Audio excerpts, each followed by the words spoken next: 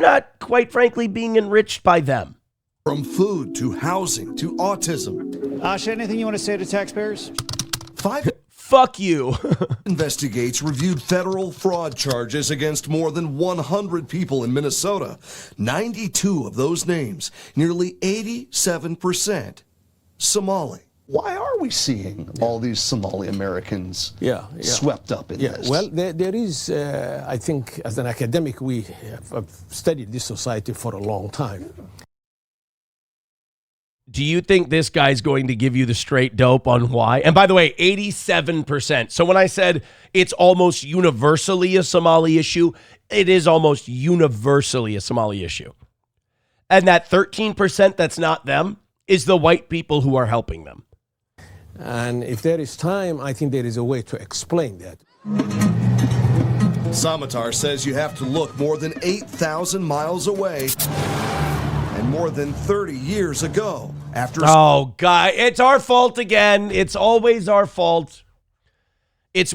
Oh, you mean Black Hawk Down when we literally went in to feed you fucking people and you shot down our helicopters? Yeah, we're dicks. Sorry, your warlords were stealing the food that we intended for your babies, and then we're forcing your teenage boys to fight in their army. And we thought, wow, that's fucked up. Here's the thing, we should have never involved ourselves. That's what they want to do. That's where their culture's at. They got to go through the growing pains that white people went through. I mean, yeah, in the Bronze Age, but like still, they got to go through it too. Leave it alone. It's over on the Horn of Africa. Who gives a flying fuck? Let them figure it out. You can't make these people be as cultured as us. You can't. Civil war and the collapse of the Somali state. Most Somalis find themselves either fleeing the country or becoming refugees. When the structures that hold the society together begin to melt. Can you take any fucking accountability, please? Any fucking account. This is like when you talk about black crime in the hood. And they're like, well, you have to understand when people feel disadvantaged and they feel ignored, what, they can shoot people? Sorry, that's not a proper examination of the problem. Well, you have to understand when their structures fall apart, they steal from decent, hardworking people, then you're a piece of shit. You find yourself in a condition where you just have to kind of grab what you can for yourself. Okay, do we want that kind of person in our country? Hey, I'm a person who's so fucking desperate, I'm just going to grab what I can from anyone to survive. Okay, then Somalia is the country for you. America is not. That he says persists among some of the more than 80,000 Somali Americans now living in the Twin Cities. Some of them have successfully transitioned to a world in which they embrace the laws and the ethics and the values of the state of Minnesota and the United States at its best. But that's great. And you know what? Some kids, you throw them in the deep end of the pool and man, they paddle like crazy and they want to learn how to swim. But not everybody's Michael Phelps. You know, not everybody belongs in the pool. There are many who are still floundering. People really retreat to kind of a self-survival in many ways. You see, guys, they're not disgusting thieves who are stealing money and shutting down programs that poor people need in order to get themselves to the next day. They're just desperate people who just don't fucking know any better. Well, then you got to go. You got to leave if that's how you're going to behave. Legal things and following procedures and waiting your turn, and these things disappear. As 5 Investigates has reported, survival wasn't enough for many of the fraudsters, buying millions. Right, yeah. It's for survival. They do it for survival. They stole millions. They built mansions in Kenya that, by the way, they get sentenced to 14 months in jail. We got that story coming up next. And then they just go move to Kenya with their big bag of money they got over there. It's really no punishment. $1 houses, beachfront properties, and stashing enough cash to try to bribe a juror. This state, I think, deserves apology from Somalis who have been treated so well. All right, you know what? Thank you, buddy. That's the bare minimum. Thank you. This Macalester College professor, it's personal. The state of Minnesota and its people, big victims. After working for the BBC in London, Ahmed Samatar moved to the United States in 1974. Was there anything about Minnesota that surprised you when you came here? The cold. When we followed up with him at his You don't read? home this month. You don't watch a fucking Vikings game from the 70s? It snows here. He said he now feels something else. A sense of shame. Okay. That something like this would be done by Somalis in such large numbers. Good. You feel that too? Yes. Oh, very, very strongly too, because He should. I love how the interviewer's like, really? You feel that? Yeah, he should. You should feel that shame. when you come to a new community like the state of Minnesota, and you are treated so gently and so kindly and so generously, you don't want to abuse that. But the name captures everybody, the identity of being a Somali American in Minnesota. And we feel ashamed. Many of us feel ashamed of this. You know, Sam Cedar raised a point about if we raised, crazy income taxes back to the 1950s level. Patrick Bet-David said to him, "Oh, I knew a woman, she did real estate, and by the way, he was totally making this story up. The taxes got higher, and she said, I'm going to quit doing real estate and stay home and take care of my kids." And he's like, "Look at that, Sam, that's what will happen." And Sam goes, "Yeah, but no less houses will be sold." All right, it's not like nobody's going to do that. Somebody's going to step up and sell the houses that she won't sell now because of those taxes. That's how I feel like when people go, "Oh, look at this guy. This guy's a good Somali. This guy's assimilated." And yes, and that's great, and that's wonderful, and good for him. If we didn't allow him into the country back into the 70s, his job would not have gone unfulfilled. Someone else would have become a professor. Somebody else would have done his job. Like, what he contributes would not be missed. It would have been done by somebody else. So that's kind of my problem with liberals, too. Is like liberals will apply a logic to something that makes sense. And the tax thing, someone's going to be a realtor. Just because she dropped out doesn't mean it's not going to get done. Or like this 90% tax we're talking about is not on revenue, it's on net. It's not on the gross, it's on the net. But then they won't apply that to immigration. They're like, "Oh, we need to allow everybody here. It needs to be an open door." And it's like, no. Take your tax example. Just because those immigrants aren't here doesn't mean that job's not going to get done. Somebody's going to do it. They're always like, "Who's going to pick fruit?" Dude, we will pick the fucking fruit. We have to have food. We have to feed ourselves. It's not like we're going to starve to death. Why? Nobody will pick food.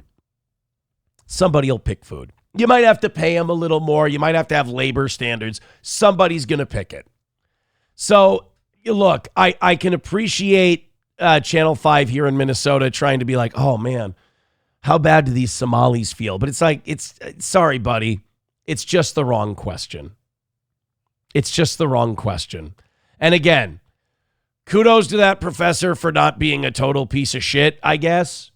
But again, if he wasn't here, we wouldn't miss what he does. Joey Caravello with $1 says, "Johnny was mouthing off about you on his show yesterday with Digger. He said that you often try to rub his chest and bum." Yeah, I'm a little upset that he would let that out. That wasn't supposed to be something for public consumption, but, free speech and all that. Veldrain with $1 says, "Telling liberals in Minnesota that most of the fraud is committed by Somalians is like trying to feed a 2-year-old vegetables." Yeah, he's not wrong. $1 from Professor Tie-Dye says, "When I was a case manager in 2014, I had to deal with this. Somalis demanding a government-funded halal food shelf." Oh, God. I mean, it's like, imagine you come from a shithole. You get rescued by this place of opulence. I mean, you understand the people from Europe who are coming here for the World Cup are like in awe of Buc-ee's. They're like, "Oh my God, these American gas stations are incredible." Like, because we live here and we've seen better times, we really shit on our own country, which I think is good, by the way. You should have a high standard. But we forget sometimes that even people from perceived first world countries come here and go, "This is miles ahead of what we got." Now, in fairness, they have health insurance. In fairness, I don't know. I don't think their first time home buyers average age is 41. But, we got great gas stations. But imagine coming to an amazing country from the biggest toilet on earth and feeling like it owes you something. $1 from Veldrain says, "How would you like to go back in time and talk to Europeans involved in the anti-slavery movement and tell them no one knows who you are?" Europeans involved in the anti-slavery movement. I don't understand what you mean, but I'm missing something there. I'm reading that wrong. Thank you guys very much for the couple of bucks. Like I said, I do feel like we're heading for a record loss today. I just feel like we went so far over on the evening show, and it's been such a slow start today. And I'm so excited about today's show, and it's so good. Prove me wrong, I guess, but there's something going on in the mornings. I don't know if it's economic. I don't know what the issue is, but there's something going on in the mornings, and it ain't good for the toe. And it's just one of those rough periods that we've been through before. And hopefully it'll get carried at some point. If you feel like gifting a membership today, we do run on listener donations, and we'd appreciate your generosity. Please and thanks. Streamlabs, PayPal, Venmo, Rumble Rants, and gifted memberships. Please and thanks. Let's bring Johnny in here before we finish up this Somali stuff. And good morning. Good morning. How you doing? I'm gay Obviously as still I'm sick. gay as shit. You know what? No, I'm at that stage where I sound worse than I feel. Worse than you are? I'm good now. Okay. I'm good now. 'Cause I'm over here. I've got kind of that any day now. Like I'm gonna have that day where I wake up, I get out of bed, and I'm like, oh, it's all And gone. we're fine. Yeah, but I guess this is kind of the dangerous stage for others though, because I'm like feeling good. Yep. Are you still communicable? Because if you can't give it to anybody, it doesn't matter. I don't know. Hmm. SP's convinced it's COVID and that I took the test wrong, which is possible. That's entirely possible. Yeah, because I took one and it was negative. But it's like I had no taste, no smell. I just got my taste back yesterday. And I mean, that's not exclusive to COVID. If your sinuses and stuff get messed up enough, you can lose your sense of smell and taste. Like, it's not exclusive to COVID, but that was like the big sign of COVID usually. But the test was negative, so you're fine. Just tell everyone you're fine. Yeah. It's AIDS. It's not COVID. It's the AIDS is definitely the top candidate right now until it's gone. Then again, like you could fight shit off with AIDS. It's just it takes longer, and so I could trick myself into thinking it's not AIDS once I'm better, and then the next cold lasts for 2.5 weeks. And there you go. It's Now still you know. AIDS. It's still AIDS. Let's continue on here. So we were, I don't know if you were listening back there. KSTP is really worried about how the Somalis are feeling about all this fraud. Right? Because all of us horrible, evil, racist people who say things like, if they're just going to steal, can we send them back? Right. And that's like, it's amazing that that's become a racist thing. It's like, it just seems like common sense. Like if we've imported a group of people here and when we get ripped off 87% of the time it's them, you guys got to go back.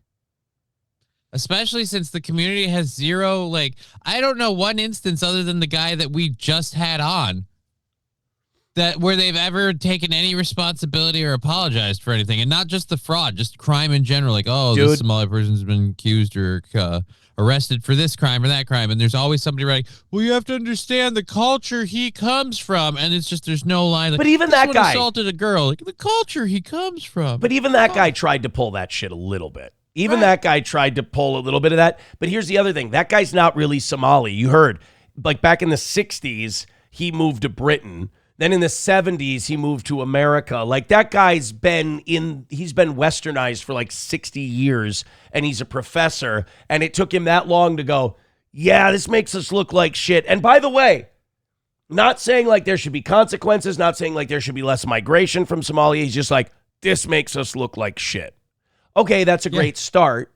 Now, you admit that it makes you look like shit. Can we please do something about it without you bitching that we're being unfair? Because it's racist. No. Yeah. We're just holding you accountable. But in fairness, not in fairness to the Somalis, but like to explain that attitude they have, I feel like that's an attitude that's enabled by these fucking blue-haired, septum pierce-having progressive cunts. They allow that shit. It's like a parent who lets the kid have snacks sugary snacks at 11 p.m. The kid's not going to know any better. He's stupid. And if you let them get away with it, they will assume that they can get away with it. And once you try to take it away from them, they will have felt entitled to it. You'll look like you're being unfair. But enough of these liberal cuntbags in Minneapolis have told them that it's okay, that the minute conservatives go, you guys got to fucking leave. You're costing us way too much money. They're like, wow, that's white supremacy. That's racism. No, you've just been coddled so much that consequences as a group for what your people have been doing now looks unfair. You're anti-Somalian. No. I'm doing accounting, and the math doesn't add up. If you guys go away, this balances out a lot better. And if I am anti-Somali, it's only because I've been observing.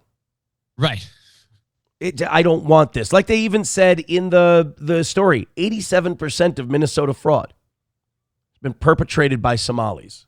I feel like that number's low, but all right. So think of it this way.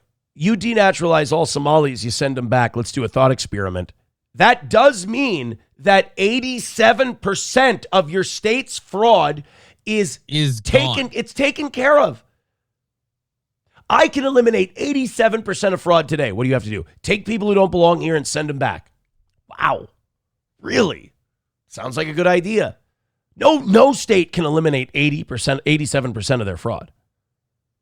We can. Well, in fairness, we have more than a lot of others, so it's easier for us because it's a bigger target. We start, higher up on the totem pole, I suppose. All right, hit like, hit subscribe, hit follow, keep the numbers climbing. Maybe we'll make a couple of bucks today. I really would appreciate you guys filling it up. I just have a bad feeling about today, and I would like to be proven wrong. Okay, so we have a couple more stories. One of them sent in by Professor Tie-Dye.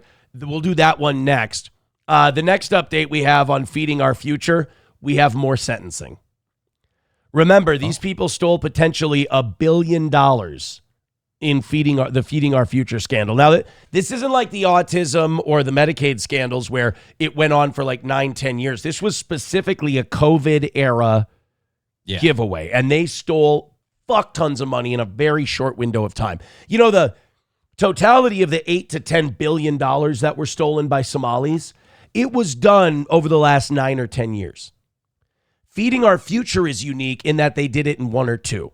So let's take a look at the sentencing in the Feeding Our Future scandal that came down yesterday. Put the video up before you start that one? No, I don't, but I will. I didn't want to. But all right, thank you. 03 this week, 2 more people convicted in the Feeding Our Future fraud scheme. We'll learn how much time they'll be spending in prison. Yeah, they're convicted of stealing millions of dollars from government programs. Bill Keller outside of the federal courthouse in Minneapolis this morning, talking about the sentencing happening there later today. Good morning.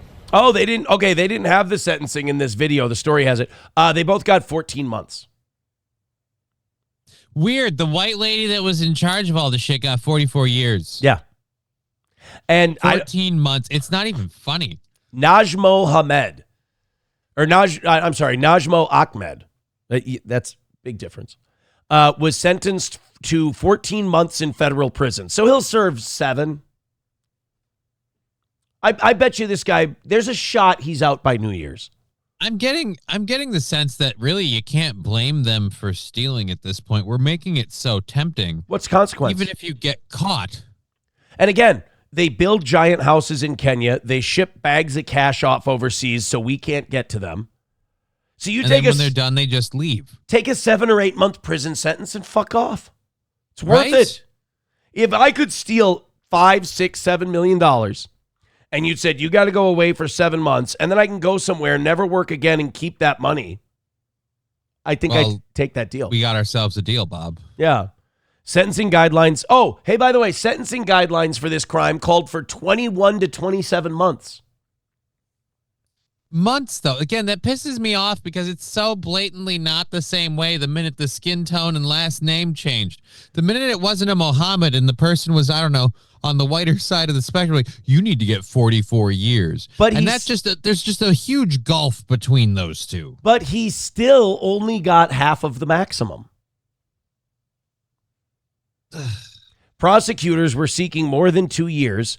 So it's these liberal judges in Minnesota, because even the shitty, scummy, lefty prosecutors we have here were like, could we at least hold him for 2 years so it looks like we're trying to do something about this? While prosecutors were seeking more than 2 years, her sentence is scheduled to start July. Najmo Ahmed is a woman's name. Go figure. Wow. Her sentence is scheduled to start July 15th and will be followed by 1 year of supervised release. She'll get on a plane. Yeah. She'll get on a plane. We let that one guy. Did that guy actually get on a plane and leave the country before his trial started, or did we catch him? I think he left. Yeah. Ahmed also must pay back more than $1 million in restitution. Well, that's good. That must be the money she stole, right? $1 million? Yeah, the $1 million. Yeah. Turns out she stole $4.2 million from Feeding Our Future. Again, do you take that fucking deal if you're offered that? I get to keep $2.8 million and I'll be out of jail by New Year's. I mean, it's hard not to. Hard not to take that deal. She claimed that between April of 2020 and April of 2021, she served 1.4 million meals to children. Seems like a lot. That does seem like quite a bit. Hold on. Well, let's go 1.4 million divided by 365. Let's say she took no days off. Somalian Betty Crocker. And remember, she was working apparently all through Ramadan. You know, all of that. So let's take 1.4 million divided by 365. She was serving 3,835 meals per day, taking no weekends off and no holidays and working 24 hours a day. She was serving 3,835 meals a day. Now, for a kitchen staff, that's not too hard to imagine. For one person, that's kind of astronomical. It's amazing. She's a real loaves and fishes miracle worker, this one. Right? Federal prosecutors always had another slice. Federal prosecutors say Ahmed laundered nearly $1.4 million through her personal bank accounts using the money to fund her lavish lifestyle. But she received more than $4.2 million in payments from Feeding Our Future. So she's getting fined, what was it, 1.2? Oh, no, Yep. $1 million in restitution. But she got $4.2 million in payments. How much is Alex Jones paying again for saying that he thought the Sandy Hook thing was a hoax? Wasn't it like a $1 billion? It's over $1 billion. And all Alex Jones says was, I think these parents are crisis actors, and I think this shooting was a false flag. He said that on his show, and they said, you owe these people $1 billion.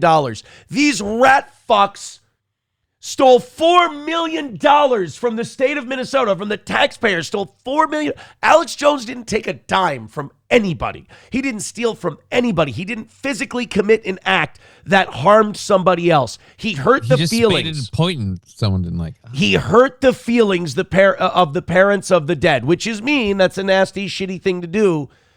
But it's $1 billion.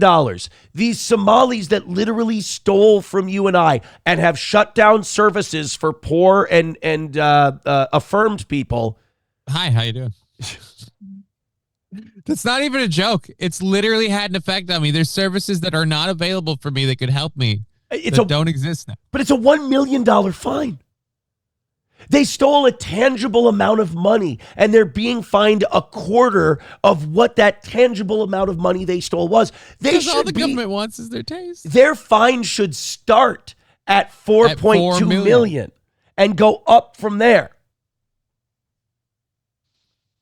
I mean, and the whole thing should end with a boat ticket. Like, congratulations, We're sailing you home. Yeah, I'm sorry, but you gotta leave. You can't. We rented you and your friends a cargo container. Don't worry, there's a bucket for you to share, and go ahead and enjoy the ride. You can't stay. You don't have to go home, but you can't stay here. By the way, Resterly says, does anyone know what the Sandy Hook parents' religion was? No, come on. Sandy Hook parents, Alex Jones. Who were they? The last thing I need is another layer to this. There's no way. I don't need this to be true. No, they were all God-fearing Christians and atheists. Well, if you believe that they were real. Father of the 6-year-old boy killed, Neil Heslin.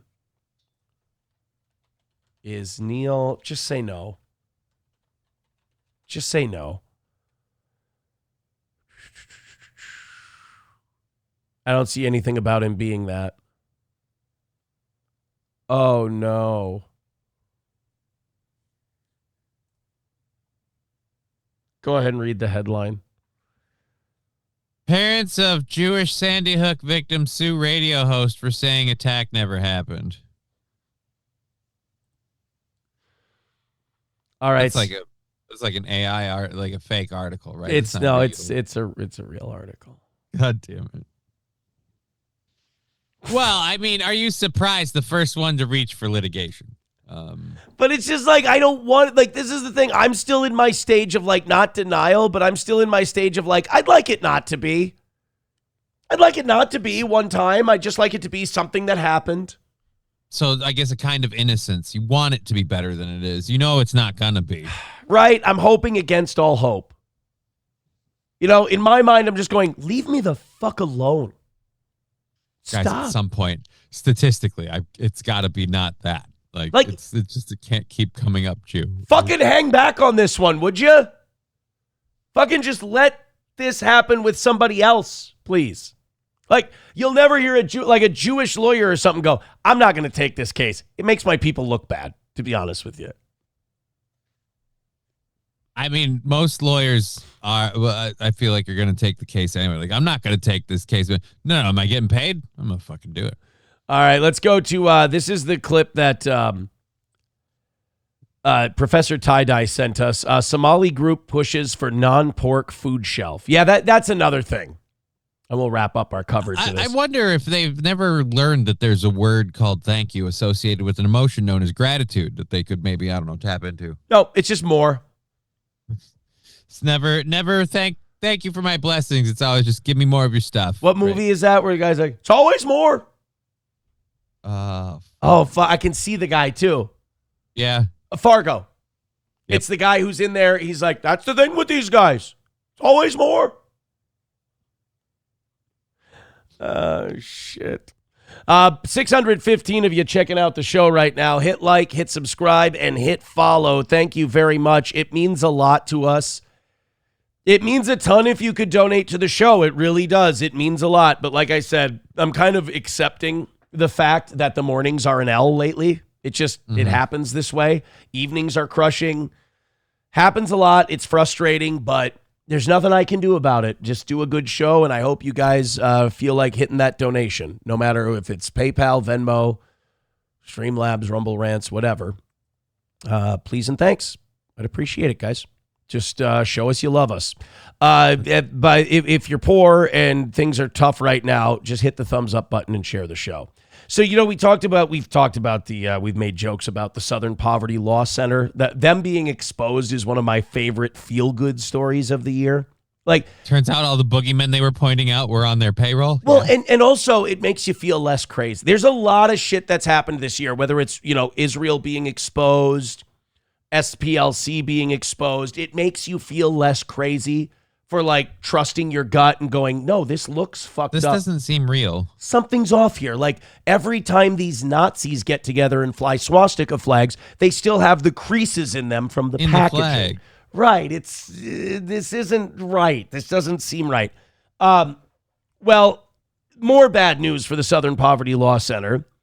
One of their bosses funneled $1.2 million to the person they were fucking in a neo-Nazi group. The pair even had a joint bank account. So when the SPLC isn't actively becoming the Nazis and holding the protests so they can write about how bad the Nazis are, they're fucking them. They're embezzling to them. Yes. They're giving the Nazis money. So these Nazis are terrible. These Nazis are evil. These Nazis are dreadful. We're going to fuck them and give them money. They don't. This is what I mean, though. And I've said this for years. They don't see this as a threat. They don't see this as bad people. They just see this as something they can grift off of and make us... White guilt is very profitable. And if you can prey on white guilt, and Jews do this very well. Jews and Muslims prey on white guilt very, very well. Because they go, wow, you people are all suckers. You have no pride in your culture. You won't fucking defend it. So we'll shit on it. We'll profit from it. We'll tell you we're scared of it, but we don't give a shit because you goy'll keep giving us money. Or you fucking retarded white people will give us Muslims money if we just say we're scared. We'll demonize it and talk about how evil you are and point out all the flaws we can find. And then when we do that and you huddle and you go, oh my God, I feel so bad. We'll go, yeah. Because you're horrible. And we just reach into our pocket and we go, I'm sorry. So tell me when it's enough. Sorry. A top Southern Poverty Law Center official. Oh God, can I say this? This, I haven't read ahead yet. Let this be a goyim. One time, just please. Let it be. Please let this be a goyim. A top Southern Poverty Law Center official is accused of funneling $1.2 million in donor money to an informant in the National Alliance White Supremacist Group who was also allegedly her lover. So she wanted that racist Nazi dick. The Department of Justice filed a superseding indictment against the SPLC, accusing it of funneling donor cash to hate groups they were then telling donors they were fighting. So if you're a donor to the SPLC, you stupid, guilty, white liberal cunt, they were giving it to Nazis. All of literally while they were boning them. While they were, fucking them too. While you were feeling guilty and by the way, all these people who donate, I don't feel bad for them. They fucking deserve this so much. It's so great. It makes me laugh. You got scammed. While you were giving all of these people your money, they were giving it to the Nazis they were fucking, because it was never about fighting extremism. It was about using that money to make sure you kept extremism alive. Extremism was their product. They had to keep it stocked on the shelf. We need our hot topic to stay divisive. Otherwise, people might start realizing that, hey, we have a lot more in common than we thought. It's those rich assholes that are really working against us. Yeah. And by the way, this is another fuck you to Biden and Obama and all these other people. They knew. You think the Trump administration are just full of sleuths and they just figured this out, now? No. Oh, no. Biden and Obama knew about this and they just let it happen. And they're just like, no, this is good. This is what we need. This is going to help us politically. One figure, referred to as Employee 2 in the indictment, is described as a person who would become director of the SPLC's intelligence project. Former top SPLC official Heidi Beirich is believed to be Employee 2. So this was the woman who was, oh no. Oh, dear Lord. Oh, shit. I was about to say I want to see the Lifetime movie of this, of the starstruck, the Romeo and Juliet, star-crossed lovers. They met at a protest. She's SPLC. He's a neo-Nazi. She hates his beliefs, but she loves his cock. She can't say no. I hope you like Melissa Joan Hart. Somehow they'll make the Nazi Mario Lopez. I don't know. It's just casting. What do you do? But yeah, she's the one who was fucking the Nazi. And you know what? I'm not pissed about the money anymore. He earned it. Wait. Based on the details, Employee 2 is understood to be Heidi Beirich. Listen to her title. A 58-year-old fascism expert. How are you an expert on fascism? Well, you run the SPLC. You are one. So she has a degree, right? Yeah, she got a degree in fascism, of course. The indictment alleges Beirich was incredibly close to the informant, known only as F9, who infiltrated the neo-Nazi organization National Alliance. She was in a romantic relationship with F9, and F9 shared a house with Beirich and 2 bank accounts. She had a house with a Nazi.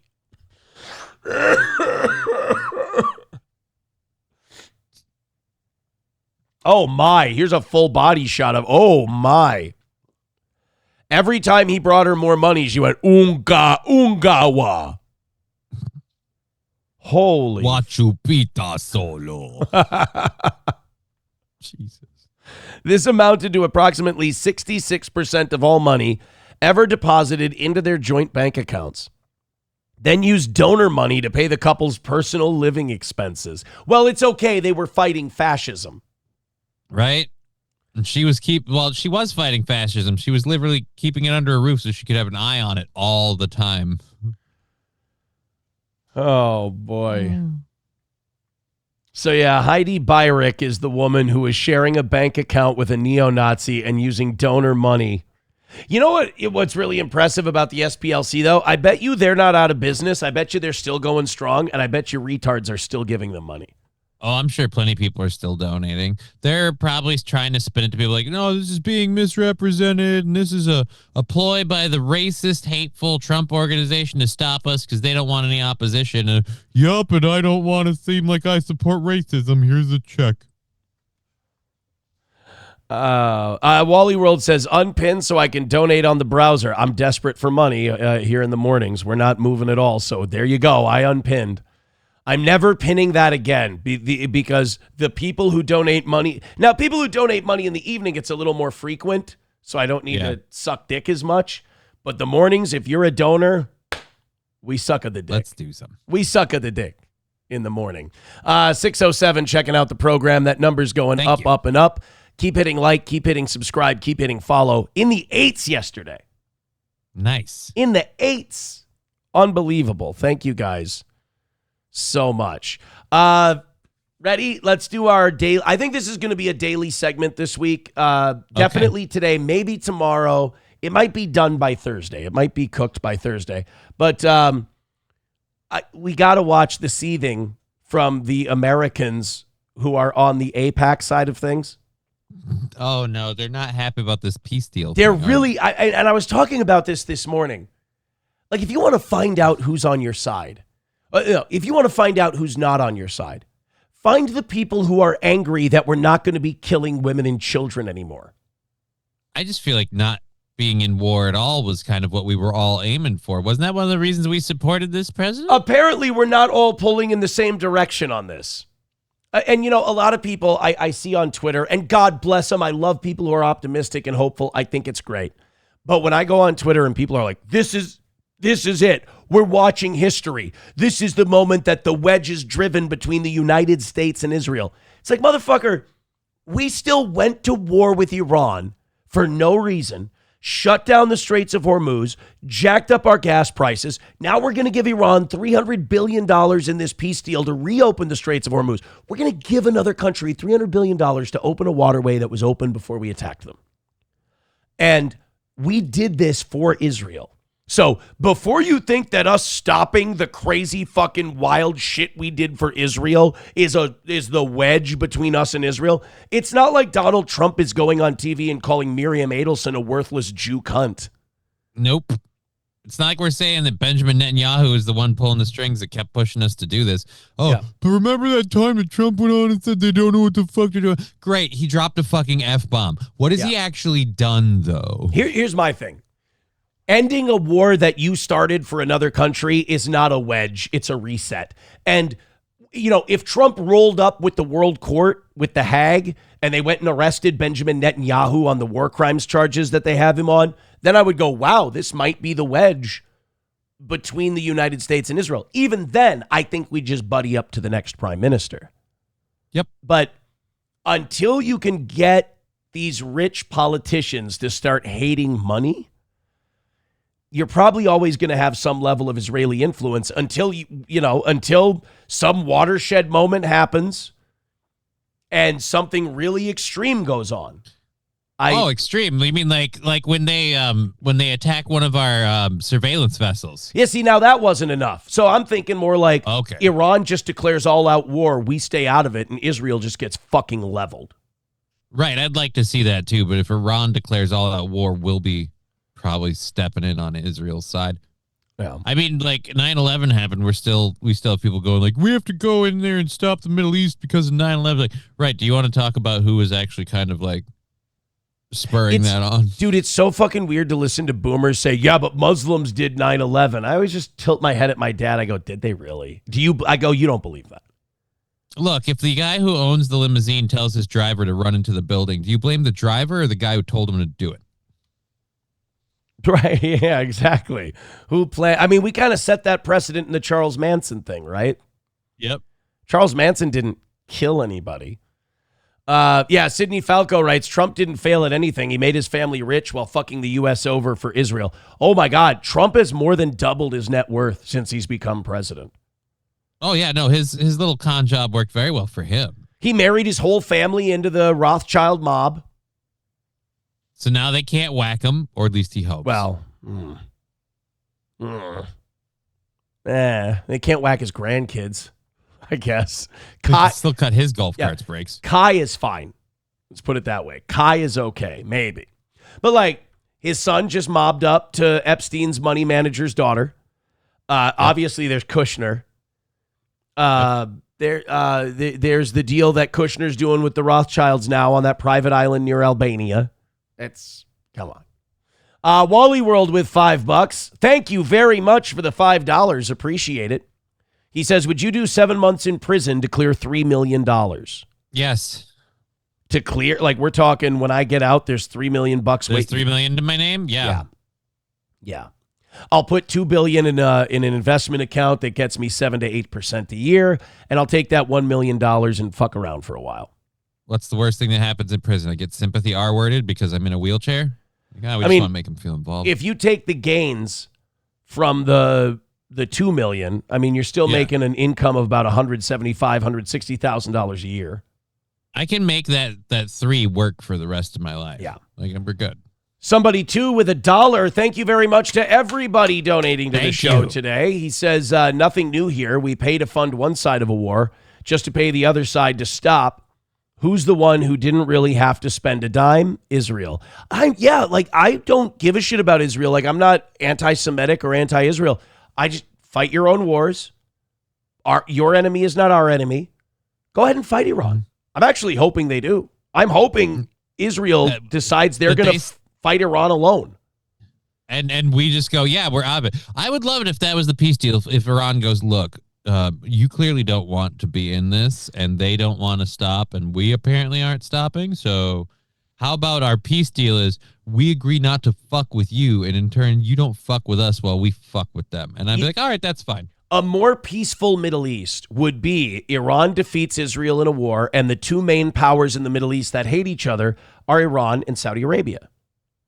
We can deal with that. We can handle that. They're not going to go to scrapping it every turn. Right. They're both dust ups once in a while, but maybe. Fucking dirty camel jockey oil salesmen. That's all they want to do. They used to sell rugs. Now they want to sell oil. All right? Just don't interrupt. Don't fuck with the oil. We'll be fine. And by the way, the thing that's floating our almost $40 trillion in debt is oil. So let's just keep the oil people happy. Keep them buying United States dollars so we can float our $40 trillion debt. Because that's what's making our debt not real, is the fact that every country in the world that buys oil has to buy it in our currency. So the entire world is buying dollars, which allows us to print money. So how much oil does Israel produce? You got to remember, they're Jewish. They don't really produce anything. Isn't that what Epstein said? He said work and production, that's for the Goyim. Yeah. Yeah. So no, I don't think Israel. I don't. Yeah. Well, I feel like we're on the wrong side then. But that's why we did the Venezuela thing, because Venezuela saw Israel as a colonialist power. So they, as communists, they wouldn't sell them oil. We took out Maduro, and the first oil tanker from Venezuela after we took out Maduro went to Israel. Right, because the last thing a communist does is squash you when you don't do what they say. Right. So we have a few seethers today. We have Ted Cruz, and we have my favorite. I'll probably check in on him every day now, Mark Levin. Dude, I'll laugh if this is the thing that takes out Mark Levin. Like, he just can't take it. He chimps out so hard he dies. Bro, the Zionists are turning on each other now. Yep. Like, Jack, the clip we're going to play of Mark Levin, he's shitting on Jack Posobiec, who's like this 30-year-old. He's like seen as like Charlie Kirk's understudy. Okay. Jack Posobiec is a Zionist. Jack Posobiec is pro-Israel. All Jack Posobiec's doing is, we don't want war right now. War's bad right now. It's bad look for America, bad for the economy. He's still pro-Israel. He's still a Zionist cocksucker. But Mark Levin's just reading the room. Yeah, Mark Levin wants him excommunicated now. So this is great. They're turning on each other. I think it's fantastic. So here's Ted Cruz, who I think eternally wears knee pads so he can take AIPAC loads down his throat. This is Ted Cruz and his take on the Iran peace deal. And notice he's making this video for AIPAC. I mean, is this guy any more than a goy slave? No. I'm pretty sure if you look at his bank accounts, there's a sizable amount of money that comes from one place overall, probably. I rewatched the Tucker Ted Cruz interview from a year or so ago. Oh, It's fucking brutal. It's just, I mean, it hasn't aged well for Teddy. This is Ted Cruz and his take on the U.S.-Iran peace deal. He's got to reassure. Now, notice, he didn't make a video for his constituents in Texas. He made a video for AIPAC to reassure them first. Guys, when people show you who they are, believe them. Today, more than ever before, the U.S.-Israel alliance and friendship is under assault. It's under assault from forces in the United States that would try to break that friendship. I think that's profoundly dangerous. America is friends with Israel.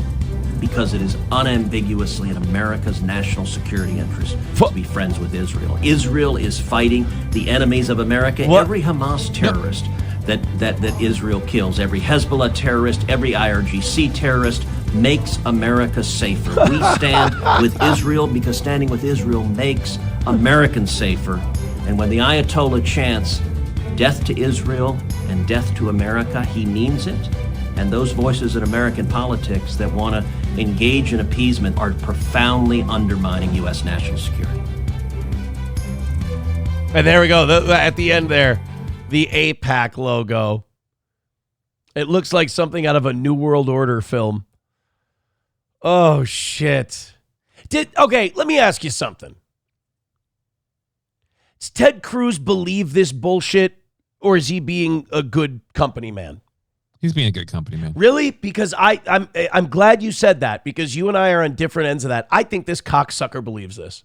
No, man. I there's others that I would believe that think that they like mean everything they're saying. Fetterman? But in this case, I think Ted Cruz is just schlilling thing. He knows there's not a lot of support that this war and everything has in Israel. So he's like, but we have to remember they're our allies, they're our friends. When they fight these people, I'm like, do they fight though? They want us to do all the fighting for them. Right. Every terrorist they kill makes America safer. Right. But when they use pager bombs to get the one guy and they fatally wound hundreds of others in the process, how many more terrorists does that make? I feel like that creates, if we're going to do the math.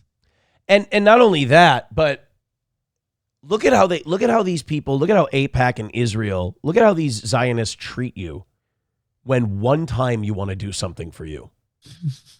One fucking time. We destroyed our reputation. We murdered 200 little girls the first day of this war. We dropped I'm sure a bomb. It's gotten better since then. Have we gotten higher numbers? We murdered 200 little girls for Israel. We drove oil prices up over $100 a barrel. Gas prices went over $4.50 a gallon, $5 a gallon here in the United States. We did that all for them. And then when we go, hey, maybe 3-4 months is enough, we're going to make a deal so we can get oil flowing again so people don't start going bankrupt at the gas pump. Israel goes, you're not our fucking friend anymore. You don't have our back. Blah, blah. We're in a toxic fucking relationship with a crazy bitch who keys our car when we don't say love you loud enough before we leave for work, and we think they love us back. Every time we try to make a peace deal, you guys get even more aggressive. It's a problem.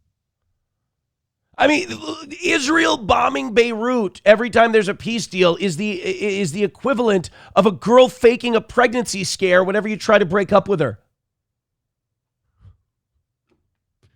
How long until peace deal? How long until Israel calls us abusive? I'm pretty sure pretty soon they're gonna be like, in America's abusive policies of indiscriminately bombing places had led to the security of Israel being undermined. So somehow it'll be all our fault. Somehow it'll be on us for sure. Wally World, thank you very much for the 5 gifted memberships. Let's go. Let's go on a run for those. Worski, what do you say?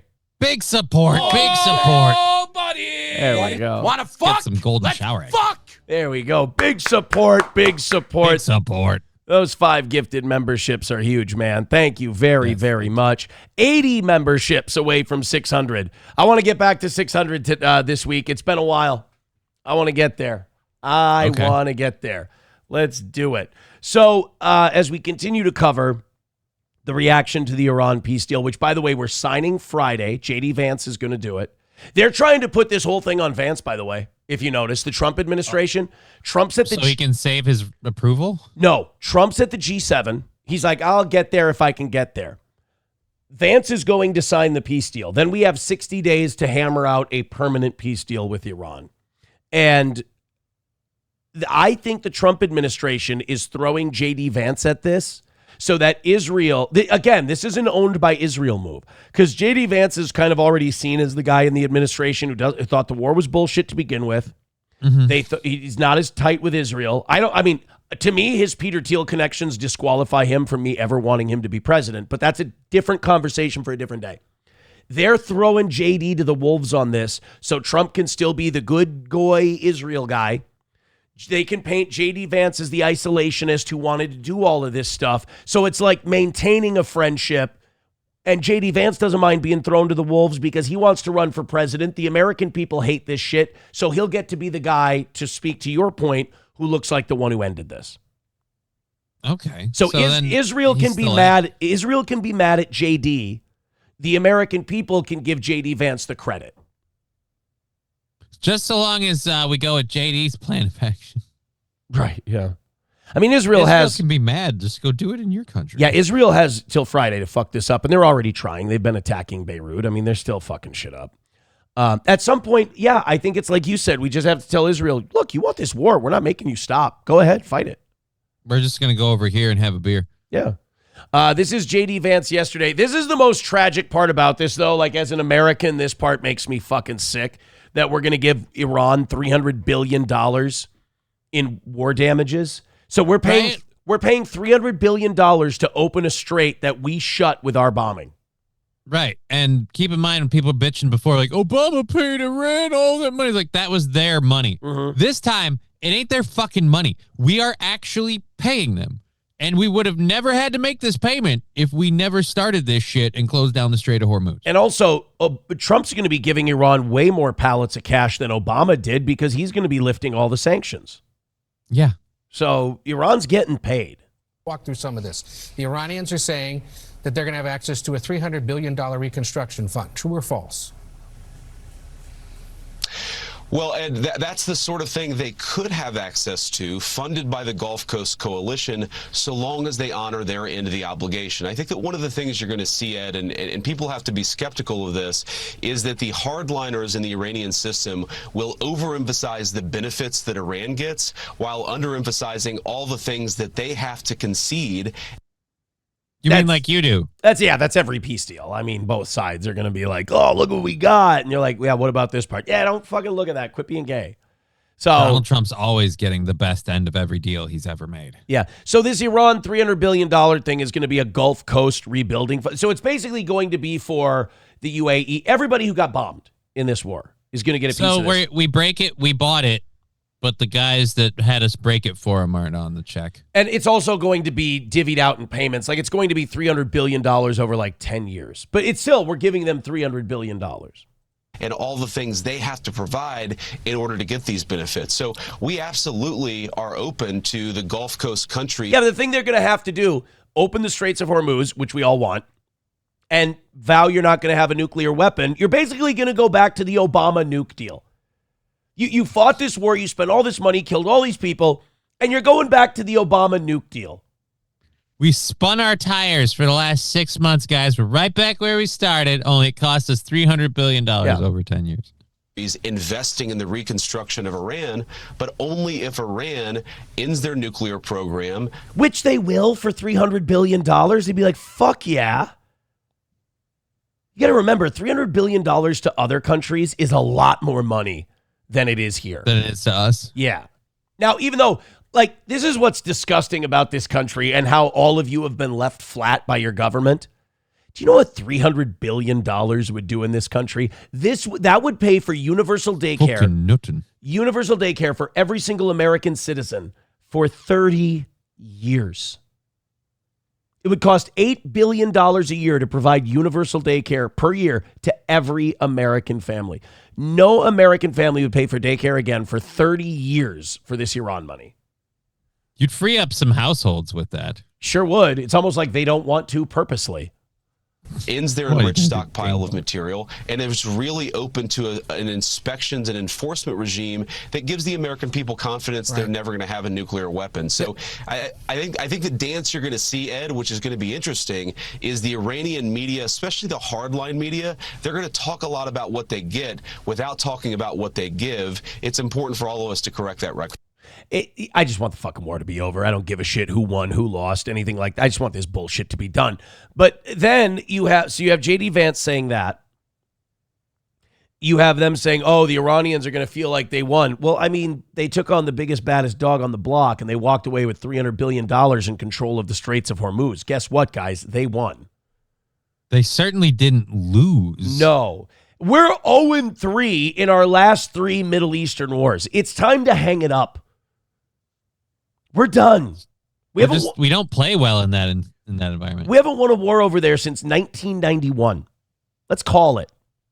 Let's call it. It's done. And remember, they export the thing that backs our dollar. Let's make it nice over there. All right? We need that dollar backed before that, because once it's not backed by oil, that $40 trillion debt becomes real. And we got a big problem. Right now, we can leverage that $40 trillion against oil. Here, how much money in oil is sold every year? And this is dollars. So this is how much money other countries have to buy in dollars. 3 to 4 trillion every year. So 40 trillion, or no, not 40. Is it 40? Yeah, 40 trillion. We're getting close. We're in 30 something last I remember, like 33, 35. But it's trillion, right? Why am I? Yeah, it's trillion. I'm blanking. So, oh, fuck. Our debt is really bad. Only 1/10 of our debt is sold in the thing that backs our money. So our debt is 90% of the item that. Yeah, it's more than that. This is bad. Yeah. I thought the math would be better. Okay. So even with the dollar being backed by oil. Spoiler alert, it's worse than you thought. It's gotten worse than you thought. Yeah, dog, this is fucked. So I just, this idea that like, hey guys, Iran's not going to get a nuclear weapon. Motherfucker, we've got enough H-bombs to blow up the entire world so many times over. I really don't give a fuck if anybody has a nuke. Like, well, they might use it. Like, well, for them, how do they know we won't? We're the only ones who have ever used one. Dude, we have the most advanced nuclear arsenal in the entire world, and it's not even close. Russia has more bombs than we do, but they're all Cold War era dog shit. Like, we've got the most technologically advanced nuclear weapons in the world, and we're sitting here going, Iran might get one. They might have their hands on one, guys. Yeah. We can't allow this. Veldrain with $1 says, a gun rack? What am I going to do with a gun rack? $1 from Joey Caravello says, Aaron, Johnny, have you ever seen the Eddie Murphy masterpiece, Norbit? No, I've never seen Norbit. King Kong Dong with $1 says, at least it only took one time to learn after we lost to Vietnam. Yeah, it's a fair point. It's a fair point. Canuter Valve says, we will never pay the national debt and never intended to. Wake up. Well, no, the only way you're ever going to solve America's national debt is to grow your economy past it. Like right now, our GDP is like $30 trillion a year. We need to get our debt under 100% of our GDP. That's usually a healthy amount of debt for a nation to carry, is anything under 100%. So we're not going to pay back $40 trillion, but we can perhaps grow our own economy by 10. Maybe. But here's the problem. You have to cut the growth in the debt off first. We have to cut some of the spending we do in some of the places. We have to stop giving so many countries money all the time. What a terrible deal we have. We spend money bombing them, and when we pay money surrendering to them. Oof. Well, dude, is it any better with the fraud situation? We paid money to import people who stole from us, and at the best, we're complaining because we're not paying to house them for long enough time in prison. Hey! I feel like we're being negative here. This is supposed to be enjoying the Zio seething. Should we get back to that? Okay. Mark Levin, would you like to hear Mark Levin seethe over the Iran deal? Yeah. Okay. Let's salve a Mark Levin wound. Mark Levin yesterday was so pissed about this Iran deal that he's now turning on other Zionists, the Christian ones, don't get me wrong. He's now saying that Jack Posobiec is a piece of shit. Well, he is. It's funny because, I think Jack Posobiec's a piece of shit. But I think he's a piece of shit for being too much of a globalist Zio-cuck. Mark Levin is mad at him now because he's not enough of a globalist Zio-cuck. He's going on Megyn Kelly, so Mark Levin, he's dead to Mark Levin. Let's take a look. Jack Posobiec. Oh! Holy shit, he's already in the... He's already lit. That's fucking bullshit. Because, sometimes you'll get Mark Levin who's like, the thing is about all this Iran stuff is that a lot of this country doesn't understand the danger that we're in from the Islamic Republic of Iran. And then he builds up, like Stephen A. Smith builds up, and he ends up with, and the American people need to know that we're fighting terrorists in this country. And he's speaking through his nose all the way. Dude, he's already in nose speaking mode when we hit play. Jack Posobiec. Oh, the great Jack Posobiec. Sounds like he works for the High Wire Act. Hey, there's Posobiec up there. Who's Posobiec? Fucking brilliant. That's fucking funny, Mark. Fucking Sounds like hilarious. he works for the High Wire Act. Home run, Jefferson. Go to break. Attaboy, Mark. Get him, buddy. Ah, Posobiec. If that is his name. It's not. It's actually Schwartzstein. But, all right. Over at Turning Point USA, I love them. They really need to clean this up. They really do. Hey, whoa. How many people do you want Turning Point to kill in a year, bro? Jesus. They really need to clean this up. Do you mean the blood stains from when you murdered Charlie Kirk? No. They poured concrete over that. Oh. Yeah. No, they're fine Yeah, no, there. so we cleaned up the murder scene, Mark. Yeah, It's yeah. fine. Patsy's going down. Dude, the last time Jews said that Turning Point USA had to clean something up, Charlie Kirk ended up with a fucking hole in his neck. So easy there, Mark. At Jack Posobiec, he only supports Israel 98.9% of the time. Somebody needs to put a mic on his neck. Fuck. They should not have these slime balls. Hey. Embrace neo-Nazism. Embrace Yeah, the individuals from SPLC. overseas. I believe this guy's from Sudan or Syria. This guy who he embraces, Maurice or whatever his name is, with his horrific statements. They should embrace people who prop up Iran and prop up Hamas. They should get rid of these people. Whoa. Again, quit telling Turning Point to, quote, get rid of people. They might misunderstand what you mean. Turning Point has a very specific way of getting rid of people. Yeah. Easy, It's Mark. a pretty final solution. Yeah. Clean house of these people. Because they're going to drive them down. Jack Posobiec, ladies and gentlemen. Posobiec. You know what that sounds like? What? Sounds like a bleeding hemorrhoid. We'll be right. Home run, Jefferson. Go to break. So that's where your mind goes, is a bleeding hemorrhoid? Right Well, away? guess what he has. Yeah, bleeding, yeah. You little bastard. You attacked my stepson? Every day. Every day and twice during the Sabbath. I do this. Look, Mark, I'll give him a little grace because Mark is hurting. Because this thing might actually go through. Yeah. I'm skeptical until it's actually done and done. I'm skeptical. Yeah. By the way, Baba Shab wraps the Mark Levin rants up perfectly. He just puts in asterisks, pedantic Jew noises. Fair enough. This is the last thing we have on the Iran thing, and then we're moving on from that. Guess who's doing a little gloating this week? Who? Guess who's doing a little wave and going, remember me? Remember what a piece of shit you thought I was? Guess what you're going back to, bitches? Old Barack. Barack Obama? Barack's doing a victory lap because he's saying, hey, fuckface, you talked about how shitty my nuclear deal was, and now you're paying $300 billion to go back to it. Yep. Fucking dipshit. He's not wrong. Well, this is Barack yesterday. Fox News reported on this. Barack is basically going, this is, you're going to get the same deal that we hammered out in the first place, that you tore up. I mean, look, we can all hate Barack Obama. We can think Barack Obama's a piece of shit. But you can't say the guy's wrong when he's not.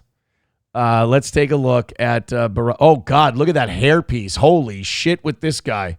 We're not fooling anyone. It does. It's interesting. You have to remember the Tiananmen Square uprising in China in 1989 was the result of a burial of a regime figure. Sometimes that does create some risk for political turbulence. Obviously, the Iranians very much attuned to this. Is this guy still trying to cope and act like there's some way the Ayatollahs are going to be toppled? Okay. If you just step back, they're in a strong political position. The president started this war by saying Iranians rise up, but they haven't done that, nor have we taken... It's almost like they don't hate their government as much as we tell everybody they do. It's almost like this resistance movement within the people doesn't actually exist. It's almost like those 40,000 people were never killed and you never proved it. It's almost like these people might hate us bombing them more than they hate their own government. Simple steps to make that happen. Trump is once again friends with Elon Musk, now the world's first trillionaire. Wow, you mean Donald Trump is friends with someone who's so fucking rich he can't even see a regular working American person? You don't say. What? Been jamming Starlink terminals, putting them into the hands of dissidents in Iran, taking other steps to promote a dissent movement, seem to do nothing of that steps. And so Trump arrives, somewhat frankly politically weakened when he gets to Paris this week. Meanwhile, Barack Obama is casting doubt on any deal President Trump does reach, suggesting it might not be much different from what he did during his time as president. Listen. By the way, you can dislike Barack Obama, but I understand him cocking off and wanting to make statements publicly. Right? At least when he paid them with their money. I'm paying you with your money from this last time I stick it in you. Here, and then I'll get your reaction, Christian. It is doubtful that any agreement that arises is going to be significantly different or at a significant... He still looks better than both of our last two presidents. Right? He still and looks... I still think he's too old to be in charge. He still looks way better than both of them.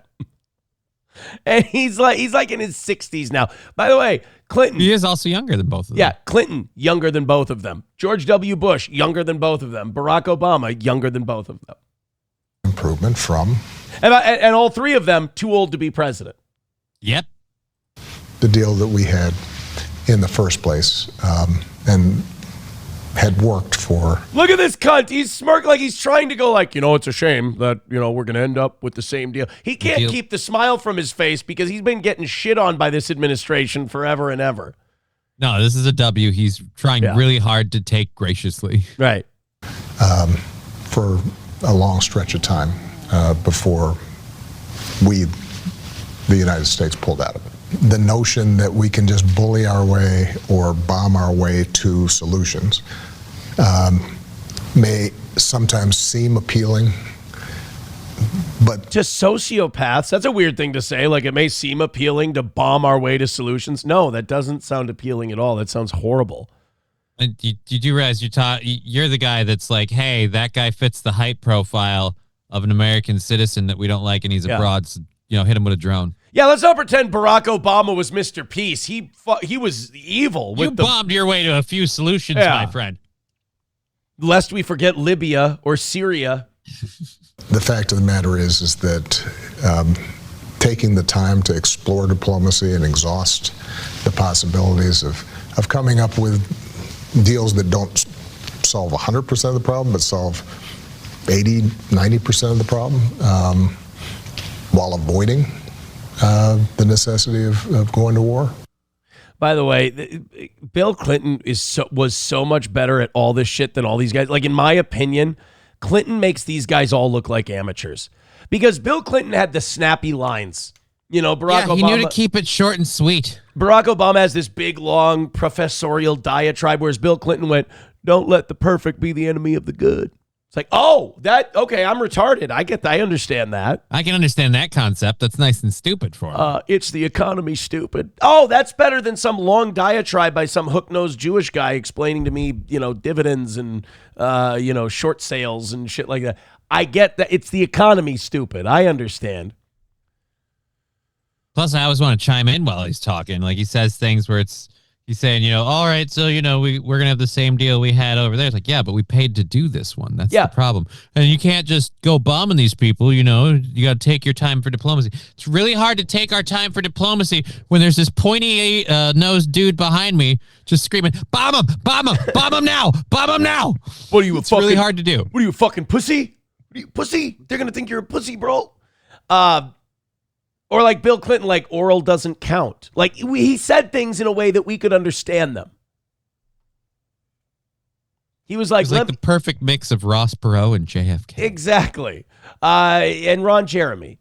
Joey Caravello with $1 says, Barry Obama and Larry Sinclair had a steamy love affair. Thank you guys very much. Thank you very much. I'm going to tell you honestly, I think we're headed for a record L today. I don't feel it. It's not, the show is great. The support is great. Thank you for hitting like. 676 of you checking out the toe right now. Prove me wrong. I would love to be proven wrong, but I'm not going to beg. I'm not going to rally today. I just want to knock one out normal. Like I said, we went over by $110 in the evening. They're fucking insane. Right. And I'm not giving the morning show that bank. That is the evening show's money. Right. Do what you can. Support the show if you think we're doing a good job. Hey, we're done with the Jew shit. We're done with the Iran stuff. We're done with, a comedy news talk show is done talking about the hardest news out there right there. So, don't worry about it. Hit like, hit subscribe, hit follow. If you don't have any money, don't give us any money. But you have to hit thumbs up and share the show. That helps us a lot. If you can donate to the show, please do. All right, let's go to another a social media trend that put another kid in the hospital.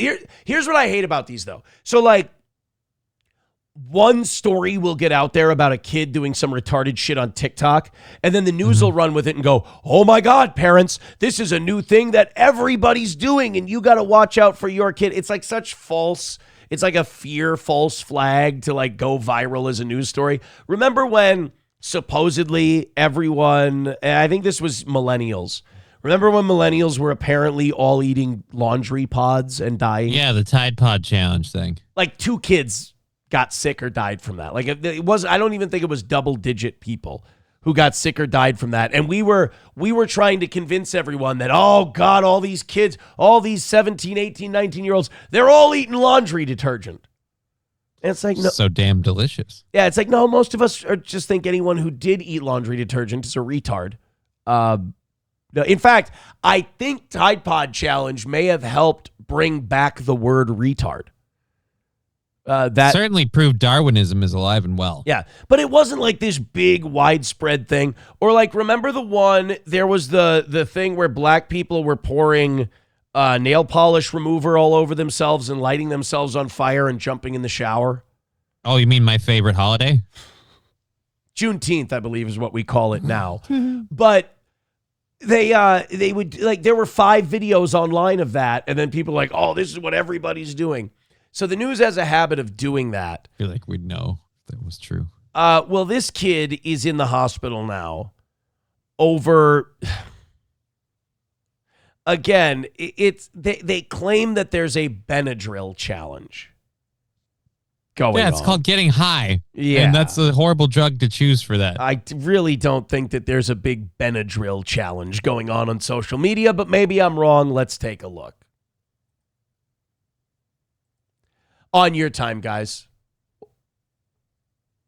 Night after her father says she participated in a pretty dangerous social media challenge. And we talked about... See that? I think as a parent, though, I think you call it a social media challenge so you don't have to go, my kid's retarded and drank it. Yeah, or my kid's dumb and drank a shitload of Benadryl. It's easier to go, oh, it's TikTok's fault. Before, but it's called the Benadryl Challenge. It's News not. 4's Abigail Franklin joins us now after talking with this teen's father. Abby, this is dangerous. It really is, Mecca. Oh, no, my kid's not a drug addict. They were doing the shitload of fentanyl challenge. Don't you guys know about that one on social media? The spoonful of fent challenge? It's huge right now. Really? Because I can't find it. It's there.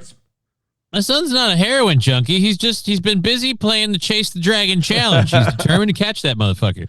No. You guys don't understand. He didn't have mental health issues. He wasn't depressed. He was playing the put the shotgun in your mouth and pull the trigger challenge. Not a lot of people make it through it. And the ones who do have to wear a silly hat. No, my daughter's not a frivolous whore that we didn't educate properly. She's doing the how many dicks can you fit up there challenge. It's social media thing. It's TikTok's fault. It's all their fault. Richard. You know you got to be a lying piece of shit about what your kid did for me to defend the Jews that run TikTok. Like, sorry, guys. Well, to be fair, they just got in control of it. Before then, it was the Chinese. Yeah, like this ain't their fault. Sorry, guys. Preston called our newsroom hoping to make parents aware of this dangerous so-called Benadryl challenge. He says his daughter is now in the ICU with no brain activity. I tell her, Leah, It's not that much of a downgrade from the time she decided to take a shitload of Benadryl. I mean, probably She wasn't. might have had a lot in the beginning. Yeah. Fight and stay strong. You got this. You're a fighter. An Enid father speaking out as his daughter So is sad. fighting for her life in the hospital after participating in a deadly social media challenge. I just want everybody to be aware to where they can educate their kids that these challenges are just silly and they need to be educated so it don't happen again. doesn't happen again. I can't believe she was dumb enough to go for that challenge after I hear him speak. So wait a minute. She went on to TikTok and someone's like, take a shitload of Benadryl. And she just went, okay, I'm going to do that. No offense, this kid looks old enough to have the wherewithal to be like, you know what? Maybe I should talk to somebody or do some research before I do this. Because that's, a medication. Yeah, and also, like, I feel like you can't be susceptible to a Benadryl challenge unless, like, it's such a common sense thing. And I want to feel bad for this because it's a kid and, kids do dumb shit. And you don't want to see them laid up in the hospital brain dead because of it. That's really shitty. But, like, I know my kids, no matter how much they looked, and they don't do social media, but, like, when they're old enough, I feel like their mother and I have laid down a bedrock of, like, even if there was a thing on social media that said, take a shitload of Benadryl, all that medicine is outside of their reach. Right. In this house and their other house. But also, I feel like we've laid down enough of a foundation. Meaning, if my kids did take a shitload of Benadryl to the point where they were brain dead, I'd be insane not to blame myself a little bit. You should be blaming yourself, and way more than a little bit, because you should be having the oversight of your child to know what they're doing on social media, and you should know your kid well enough to where you have to be like, look, don't follow these challenges and the stuff that you're seeing on there. Like the kind of kid that goes, oh, I was dared to by the internet, I'm just going to up and do it. You know your kid's that kid. Right. It doesn't just happen. Then describes his daughter Leah as the most giving person in the world with a contagious laugh. Her eyes and her smile, the way she can just do her hair. Is he wearing a fucking advertisement for a press-on ads? Press-on tees. Oh, dear Lord. Is he wearing a fucking advertisement for a... Could you look up press-on tees? Yep, if this I'm gonna cocksucker do that right. owns this business, I hate him so much more than I already do. Press on tees and look for that logo and see if you can find the ownership. See if it's based in Oklahoma or anything. Transfers, t-shirts. It's coming up mostly with offers for T Public. And they don't have like an actual press on tees thing. Yeah, I'm scrolling down through all these. I'm not finding what people are saying. I don't know what press on t-shirt. Yeah, it doesn't seem like there's a business for that. I'll do this. Press on tees, Oklahoma. Okay. Fuck.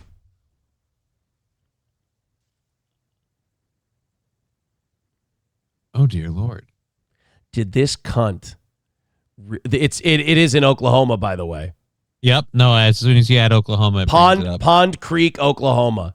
If this cunt were a fucking advertisement for his t-shirt business while doing a story about how his daughter is brain dead in the fucking hospital from a Benadryl overdose, oh, what an asshole. I could be wrong, but I'm looking at the pictures and two of the ladies in this photo almost look like the little girl, so... Or two of the photos are of a lady that looks like... I haven't been able to find the owner. Oh, that is... Oh, my God, I think that is her.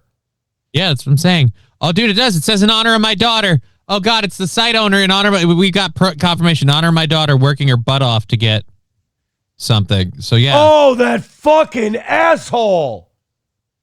Is he really promoting his fucking business during a news story where his daughter's clinging to life in a hospital? What a cunt. Maybe he just picked that shirt at random that had a perfectly nice, pristine shoulder press-on tees logo. Maybe he just put it's just there. Like if something happened to my daughter and I just grabbed like the first thing, it'd be a shirt like this. It's got my JK logo on it. I dress up nice. I'm going to be on. I'm going to dress up nice. I'm on TV. Oh, dude. Her characteristic, her personality. Leah has been hospitalized. Can I stand a little closer to the camera, please? Hospitalized at Integris Baptist for days after doing the so-called Benadryl challenge. It's a challenge Dr. Ryan Brown at Oklahoma Children's says is extremely dangerous. When you take the Benadryl or diphenhydramine in excessiveness, it can lead to seizures and cardiac arrhythmias. And sometimes those cardiac arrhythmias lead to cardiac arrest, which can lead to no blood to the brain, which can lead to brain death. Preston says Leah began having seizures and was taken to the emergency room in Enid, thinking it was related to her history of asthma. But that's when things took a turn. I was met by the chaplain, and they said we needed to pray. Preston says Leah has tried the challenge in the past, and all her current symptoms are pointing back to the Benadryl challenge. Leah is... Wait, so we don't know? We don't know if the Benadryl challenge was responsible. She's done this before, so what's the point of doing the challenge the second time? Like, I did the Benadryl challenge. Yeah, I really want to feel bad for this girl. I do. But there's just a lot of stupid in this fucking story. It looks like, no offense, there's a lot of stupid in this family. How do you not read the back of like what an overdose of these medications are? It's printed very clearly on the back of the box. Right, it's not like it's not there. She's not a little kid. Right. She's not like fucking 5, 6, 7, 8 years old where it's like, oh, they got into the medicine cabinet. They got stuff they had. They didn't think of. No, she's old enough to know this is a bad idea and taking drugs is dangerous. You should pay attention to what the OD. I think what this story should be, it should serve as a check. Like every parent watching this right now should just do a check. Like, have I taught my kids that taking medicine is only for when you're sick and only the prescribed amount? Like, have I harped on this enough? Because if I haven't, because like when it comes to like my kids are getting like the medicine speech from both sides. So like my ex-wife, she's like deathly afraid of Tylenol.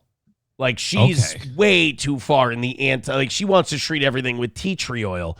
Whereas I'm like hey, if you have a cold, take cold medicine, but just what's prescribed when you're older. Like now, none of them take medicine on their. I'm the pusher, if you will. And they're very rarely sick, so once in a while. They don't need the shit. Yeah, once in a while, maybe like little children's Tylenol cold medicine or whatever. But I mean, when they're older in life and like the bigger drug conversations come up, I can go, hey, remember 2024 and 2025 not being so good for your old man? Yeah, stay away from any drugs. Remember your old stepmom? Yeah. Just don't do that.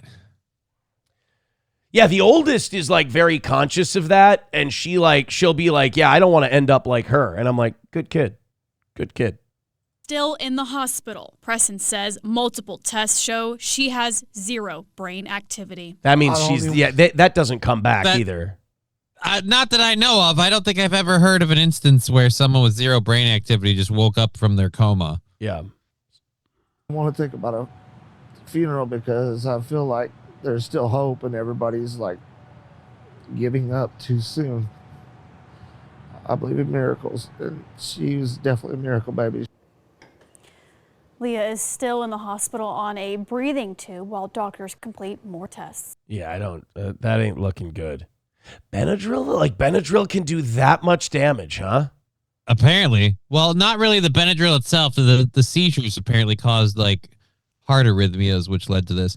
But yeah, I just did a quick search. People do not recover from brain death. Brain death is defined as the irreversible cessation of all brain function, including the brain stem. Once officially declared brain dead by medical professionals, there are 0 recorded cases of recovery because the condition is permanent and legally. Well, do you remember that Terry Schiavo, like her husband was getting demonized by the parents in the media because he's like, let's pull the plug. This is what Terry would have wanted. She's brain dead. Like she's been a vegetable forever. I've mourned her forever. He didn't remarry, nothing, like for years. This guy was supportive, and he's like, it's time. And the parents are like, time to let it go. Look at him. He's a piece of shit. We can hope for a miracle, and she's still alive, and blah, blah, blah. It's like, no, she's fucking gone, dude. And this is you guys not wanting to face that. Right. Be honest. Right.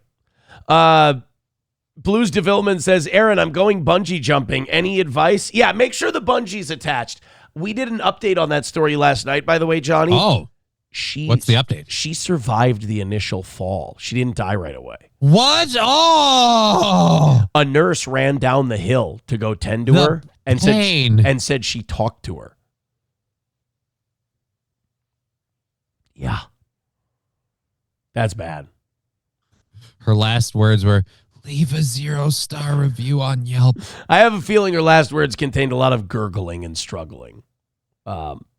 I think your lungs and everything are probably well past the ability to form words once you impact. But yeah, she said she was not dead yet.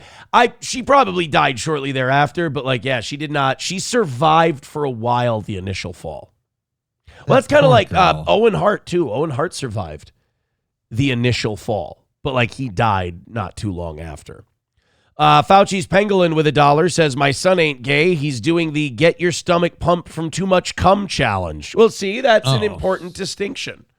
Joey Caravello with $1 says 1,000 Benadryl is known to cure MS, Johnny. You might want to double check that. I'm going to double check that. I feel like a doctor would have gotten a hold of me by now. Right. You might want to look into that.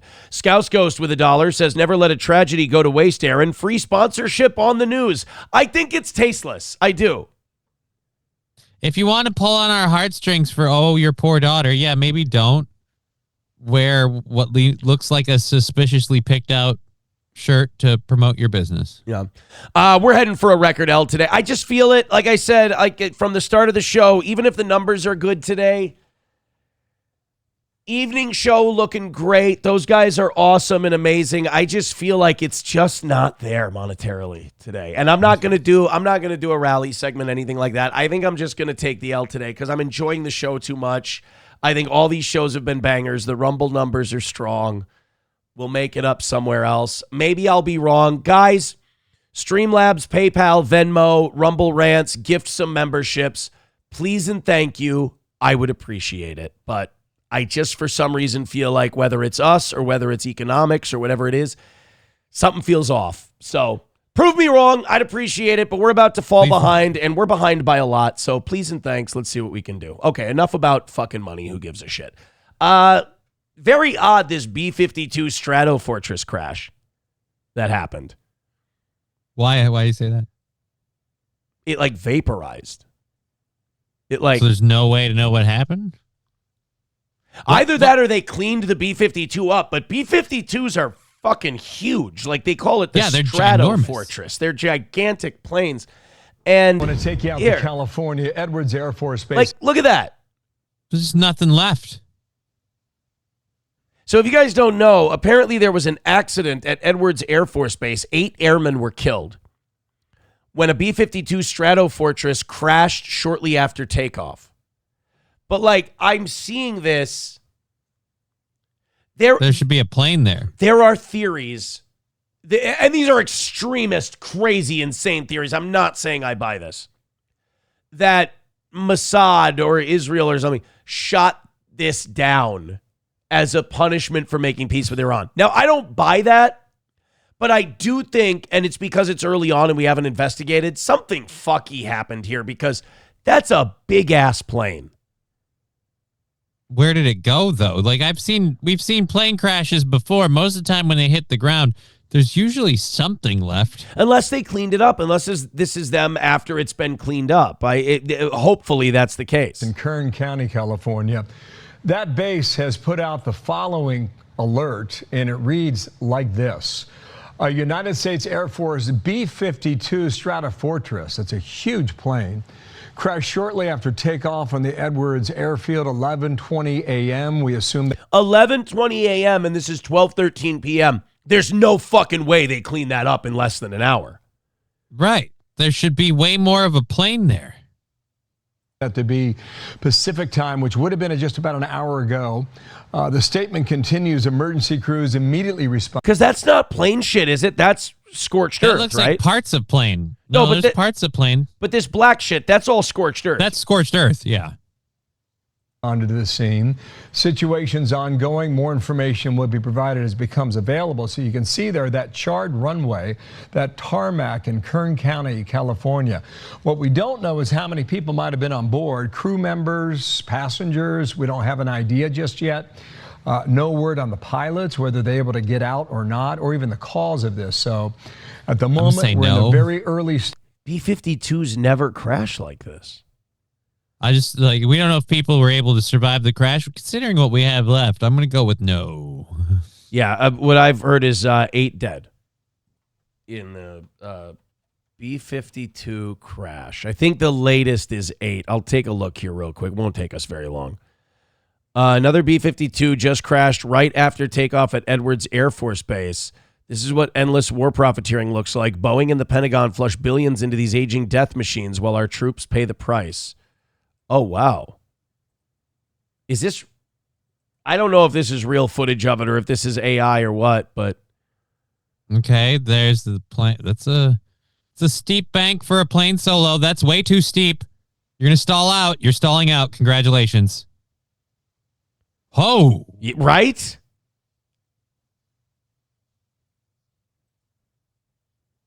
I love the VHS. Right, that's what makes me think that isn't really what happened. The video above is not related to the recent incident, and that is quite obvious. No, it's not. That's the person who posted it. No, it's not. You posted that, making it seem like that might have had something to do with it. Because ironically enough, that would explain how the plane dropped out of the air and created that scorch mark if it landed.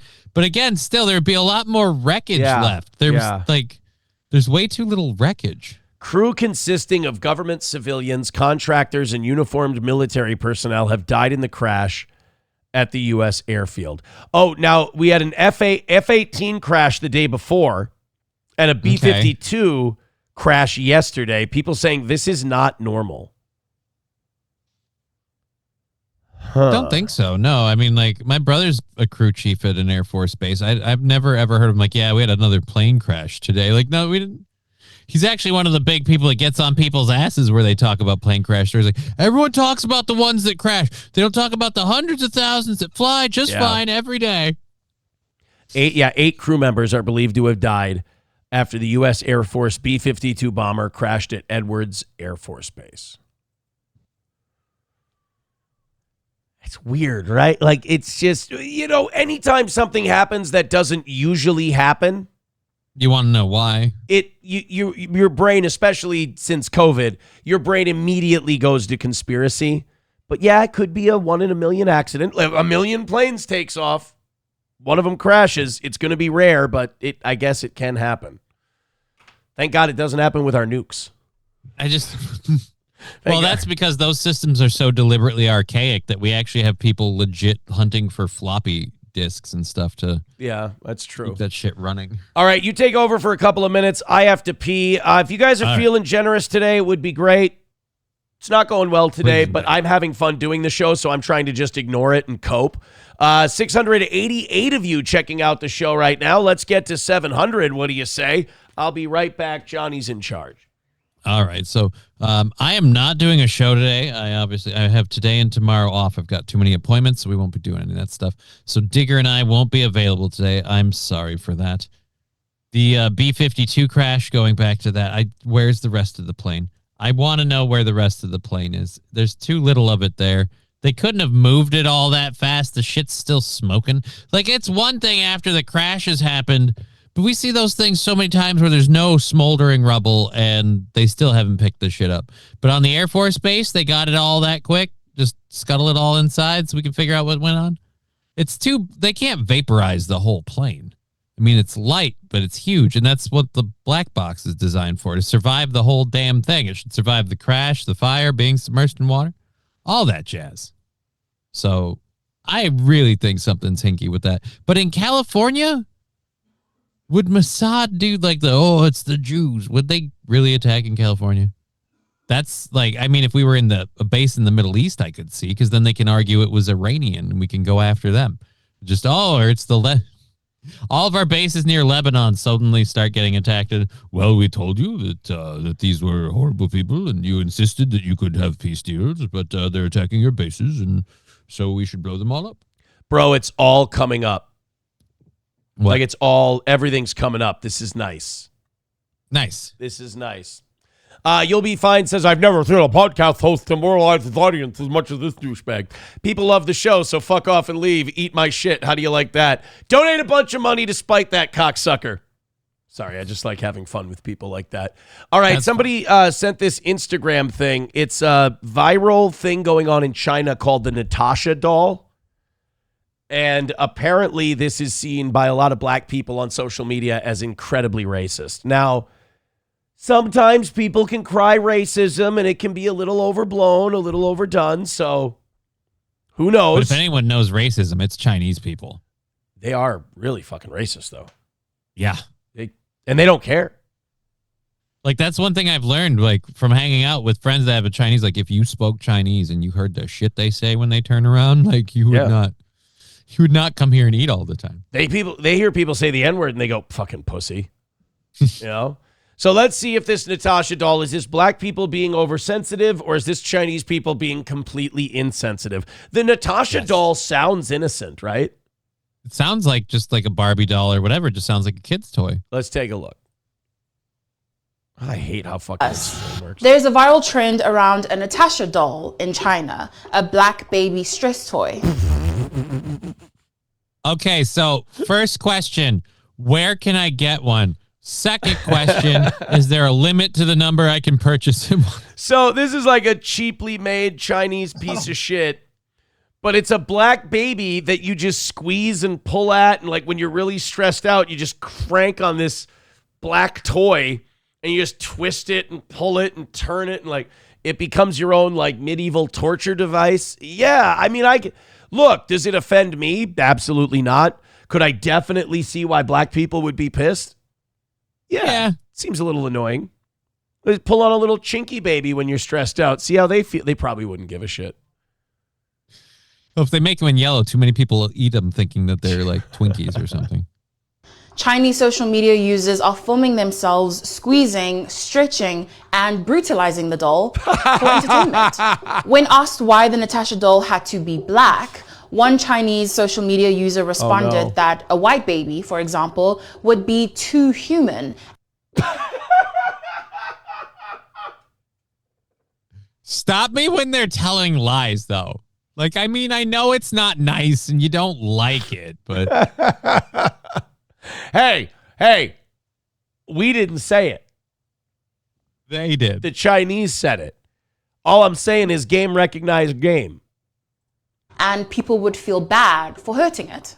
The Natasha doll is disturbing as is, and now Chinese social media users are filming themselves with real-life Natasha dolls. There are so many videos and entire channels dedicated to showing Chinese people abusing black babies. Jesus, they go hard in the paint over there. How do they get them? Oh, I'm sorry. I had the... honestly, they just put in a call to Angelina Jolie. Oh. She offloads her extra stuff, exactly. Stock in the back. Yeah, I get you. And then laughing about it.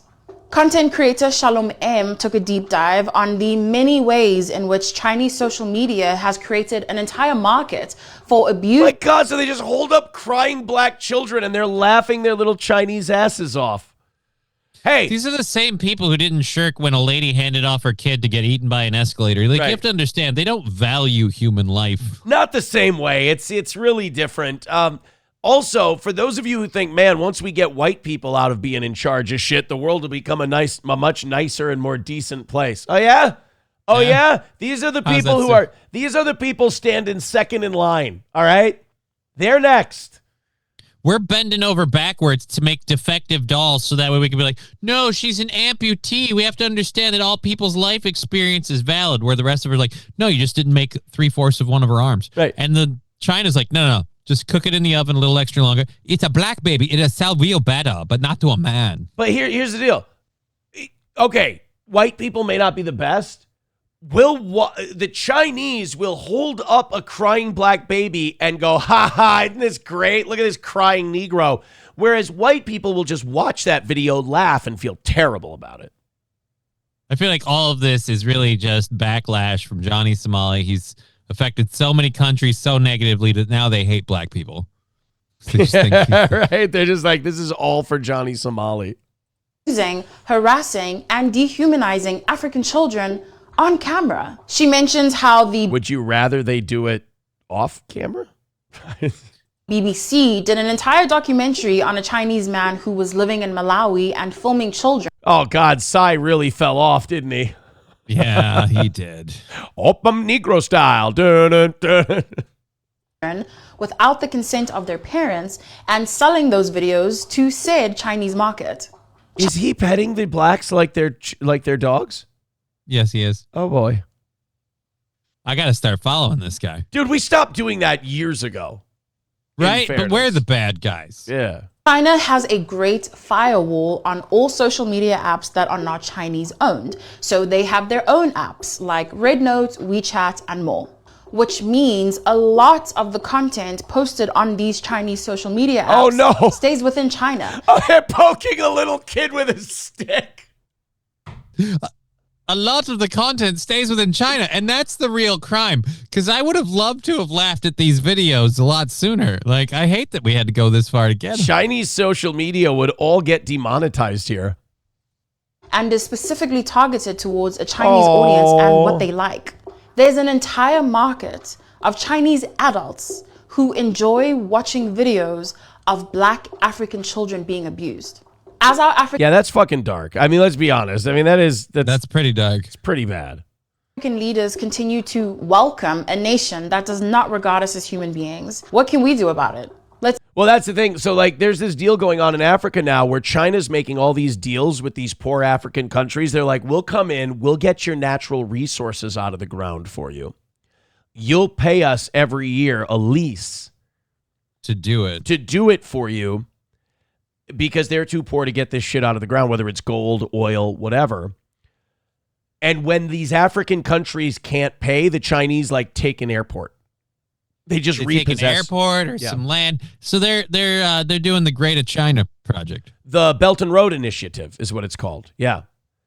And that's the way China handles their business now. So these Africans are like, oh, great. You know, they come in here, they take our shit, they make these deals with us, and then they, you know, make fun of our babies and abuse our kids, and we just laugh at it. It's like, well, I mean, welcome to colonialism. You thought that the whites were so fucking terrible. Guess what? Anyone who comes into your shitty continent is going to take advantage of you. Like the ones that were there were like trying to live in peace, but you're all like, hey, kill the boa, kill the boa. Oh, yeah, the South I was going to say boa. Where do I know? Yeah, the South Africans for sure. Nicholas, my golfing buddy with $10 over on PayPal. There we go. How are y'all? Oh, bless you, brother, man. Can I love on you? Can I love on you, baby? Can I love on you? Thank you very much. Fauci's Pangolin with $5 says, come on down to Zippy's cleaning service. Get 8 bodies for the price of 2 today. $1 from King Kong Dong says, I have 400 of those on order, and I'll stamp the steel toe logo on it. I don't think our audience is getting the note that they're offensive. I don't think they're handling it. Oh, wait, they're offensive? That just looked like fun. Apparently. By the way, we have officially fallen behind for today. We've officially fallen behind. Look, we're getting a little closer. I'm still not doing a rally today. I'm feeling some kind of like record L today. And I'd rather just, I've said this before, I'd rather just take it than ruin a good show. So, look, 80 memberships away from 600. If you want to help, help. If you don't, just hit like, just hit share, grow the show. Maybe we'll go fishing for whales. Maybe. Who knows? We'll see. 680 of you checking out the show right now, which is awesome. Thank you very much. That does mean, though, that I am going to be doing these today because they pay well. Let's talk about Rumble Wallet. We hear a lot about crypto, but here's the part that most people miss. Crypto was created so you could actually own and control your money. After the 2008 financial crisis, Bitcoin was designed as an alternative to banks. So instead of a bank holding your money, delaying transfers, or limiting access, you're in control. And if you've ever had to wait for a transfer to clear, you've felt this problem. Now, fast forward to today. Everyone's heard of crypto, but getting started feels a little complicated. That's exactly why I have and use and have crypto in my Rumble Wallet. It takes all that complexity and makes it simple. Choose what you want. Bitcoin, I have that. Dollar-backed stablecoins, I have that. Even digital gold backed by real gold. No complicated setup. It connects with MoonPay so you can use your credit card, debit card, or bank and be up and running in minutes. Once you're set up, you can even support your favorite Rumble creators like me directly. So do this now. Scan the QR code or click the link in the description and download Rumble Wallet. From there, you can set up your wallet, tap buy, and you're in the game. In just a few minutes, you can go from hearing about crypto to actually owning some with Rumble Wallet. Thank you, guys. Thank you, Rumble, for allowing us to make so much money on your fine platform with our fantastic audience. Keep it up, hit like, hit subscribe, and keep those numbers growing. Since we're doing reads and we need to open up the 7 o'clock hour stories, let's talk about our friends at Midland Armory in downtown Foley. Because of Foley Days, they are open by appointment this week. Of course, you can go to midlandarmory@gmail.com, email them, and set up an appointment for whatever you need, whether it's handguns, rifles, shotguns. See, we can actually do this read fully now because fuck YouTube. You can also get the suppressor process handled from start to finish. Knives, optics, ammunition, parts, accessories, you name it. They've got it at Midland Armory in downtown Foley, Minnesota. midlandarmory@gmail.com. All Care Towing, 320-253-5203 for All Care Towing of St. Cloud. Of course, our pals at All Care Towing do an unbelievable job of making sure that you are picked up whenever you go in the ditch, whenever you get into an accident, whenever something goes wrong. All Care Towing is there quicker than anyone else. I can personally attest there's nobody better or more friendly than Dave and the staff at All Care Towing. So put the number in your phone, 320-253-5203 for All Care Towing of St. Cloud. And our friends at Stoney's in downtown Rockville. Stoney's, of course, with bike night on Thursdays, 250 cans on Thursdays, the ultimate Bloody Mary, delicious pizzas. Get together with your buddies, play some pool, play some darts, blow off some steam, make some new friends. And for God's sake, check out Stoney's Garage, that beautiful patio bar that they have. Live music every single weekend on the Fireball stage. It's Stoney's in downtown Rockville, Minnesota, right there on Broadway. Go see our friends at Stoney's.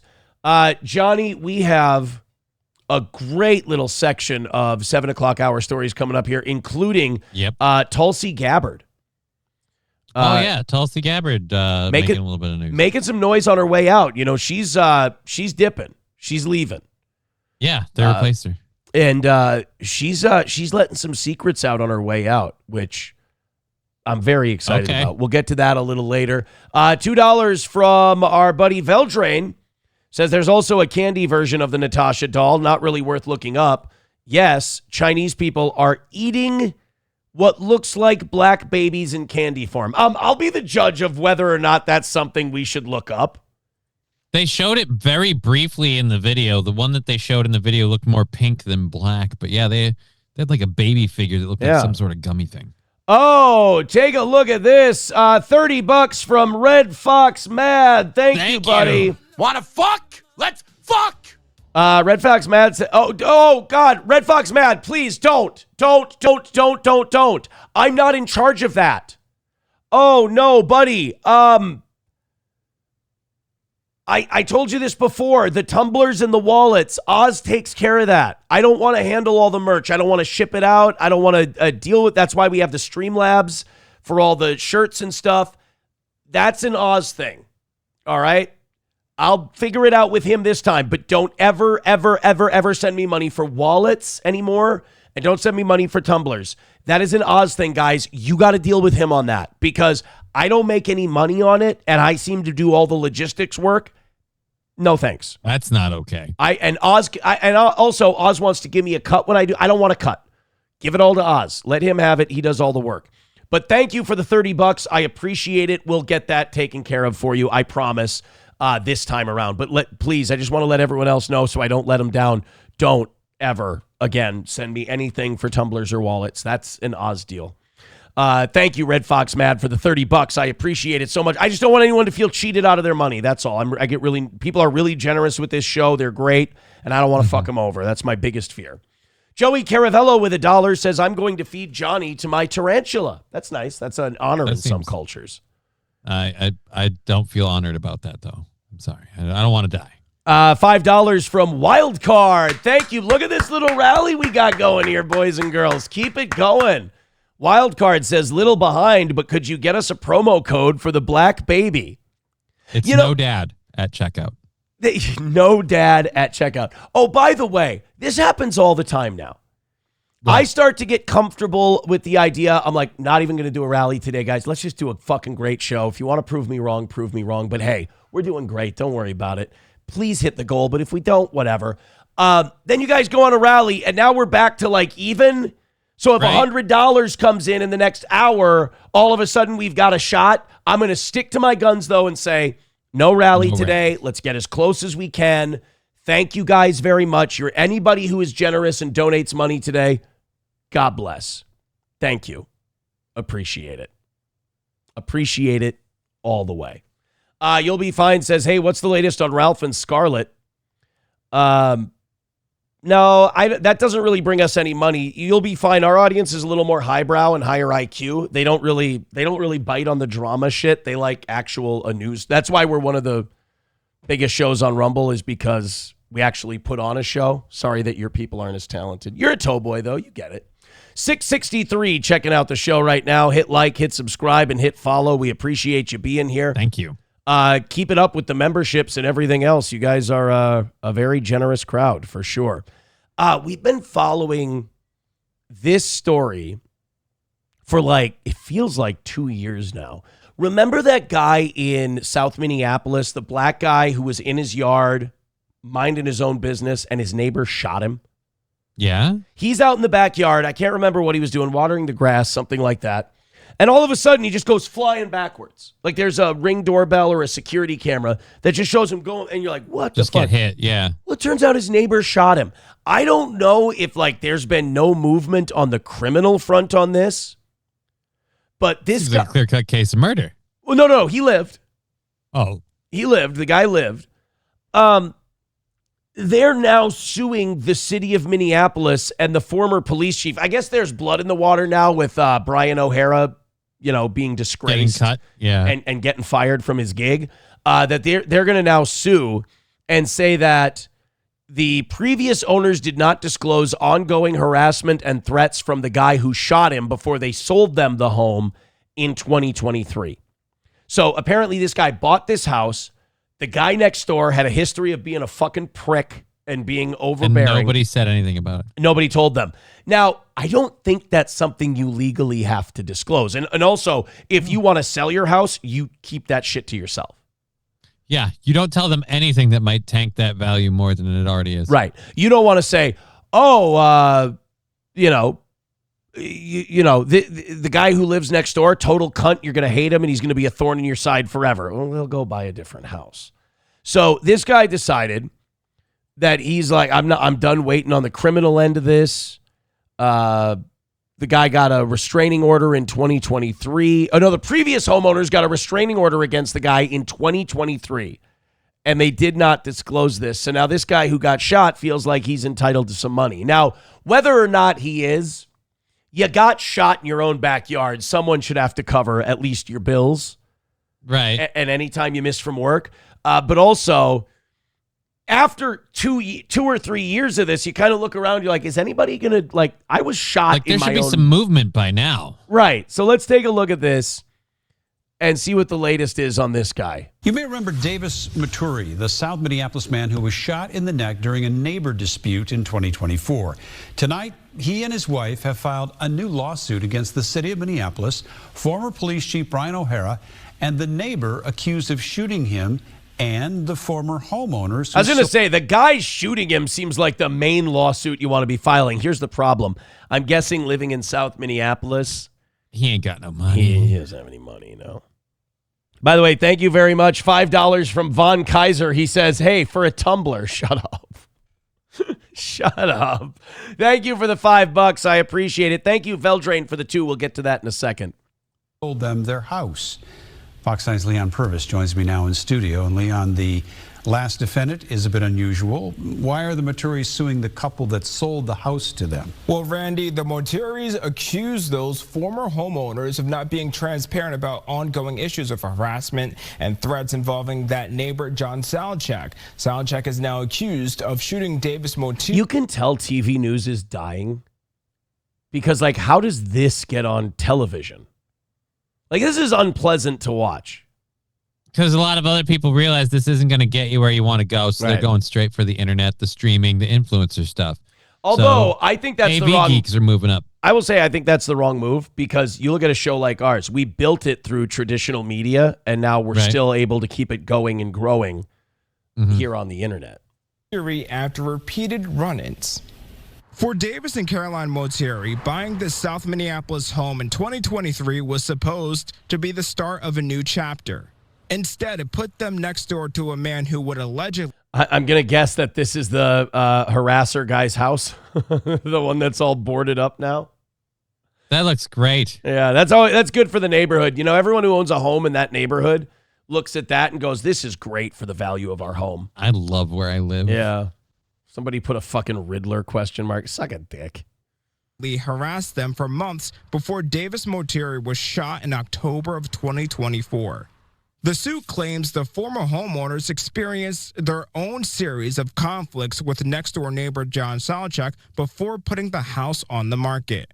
According to the complaint, the sellers called police multiple times in 2023, reported death threats, and eventually obtained a harassment restraining order against Salchuk.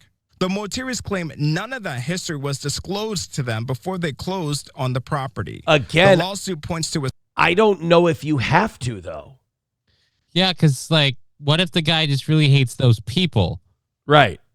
You don't have to, you have to disclose, like, if somebody died in your house. You have to disclose if any crimes were committed in your house or any, you know, natural disasters that occurred there. But, like, you don't have to report that the neighbor's a dick. Otherwise, everybody who ever sold a house would be sued at some point. All right, so the neighborhood's good here. The property taxes are low. Excellent schools within short distance. But Bob's kind of a cunt. Yeah. Seller disclosure form in which the previous homeowners answered no when asked whether they were aware of any other material facts that could significantly affect the buyer's use or enjoyment of the property. Okay. That's something. All right. That's something. All you would have to do is check yes and go, the neighbor next door is an asshole. The neighbor doesn't like us. And also, there's paperwork. There's a restraining order. There's a legal paper trail now. So maybe that is something you would have had to disclose. It's been a while since I bought a house. It's been like 10 years or so. Right. So I didn't know that question was on there. I never saw it in any of the houses I was looking at. Maybe they're right. Maybe this might be something. Minnesota law requires sellers to disclose material facts they know of or that could significantly impact the buyer's use or enjoyment of a property. And a neighbor that you have a restraining or that you had to get a restraining order against, a difficult neighbor could, okay. I think he's got more of a case than I thought he did. He's got more ground to stand on than I initially expected, yeah.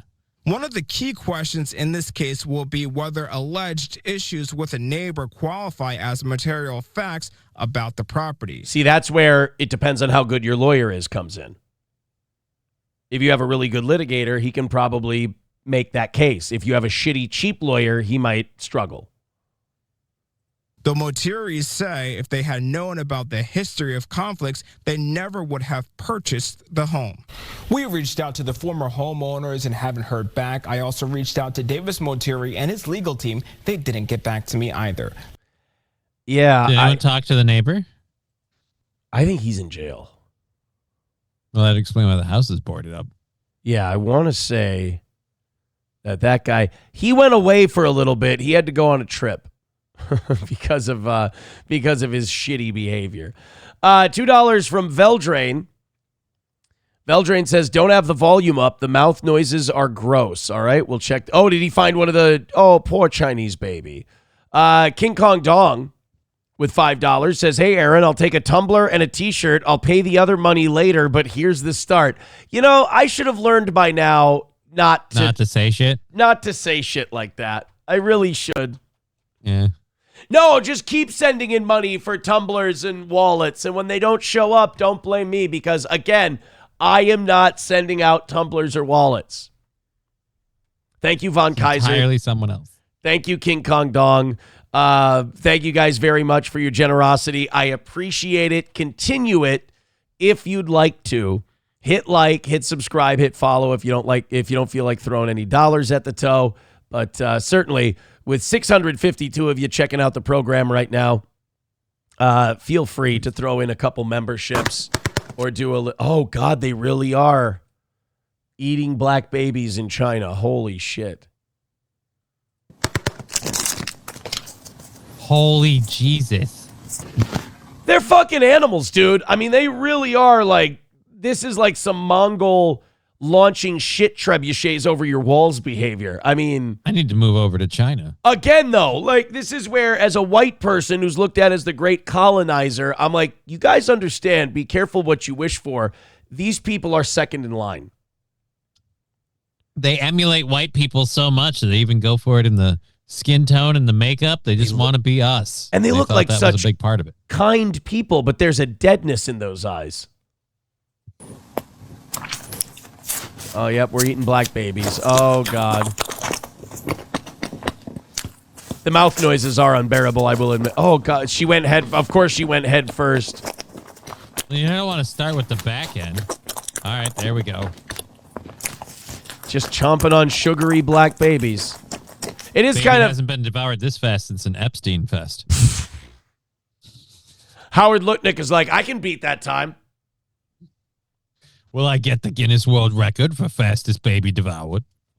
They're not going to take our title from us. It belongs to our people. Those dead babies were promised to us 3,000 years ago.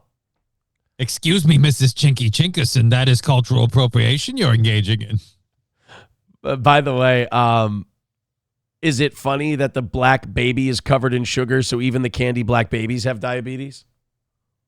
Makes sense. Probably. Makes sense. It's not. I don't think that's okay. I think some people would qualify that as racist. The question is, how does it taste? Does it taste good? I'm sure that... No, look, I'm sure they're delicious. Black babies taste amazing. 09 Canyon says, are they like marshmallow peeps or gummies? They look more like marshmallow peeps. Oddly enough, black licorice. Black licorice. Some people really love that flavor. I've yet to sociopaths. I've yet to meet these people. I've met a few. Joey Caravello says the Jews would actually be pissed that there's no baby dick. Yeah, that's a good point. I mean, that's one of their favorites. It is one of their favorites.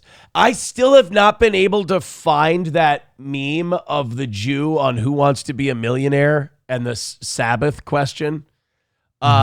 Jewish Who Wants to Be a Millionaire meme. Driving car 911, I guess, is the best I could do. I can't... I saw it on Twitter one time. I wish I could show it to you guys. I really do. Yeah, that's not it. Yeah, I'll never find it again.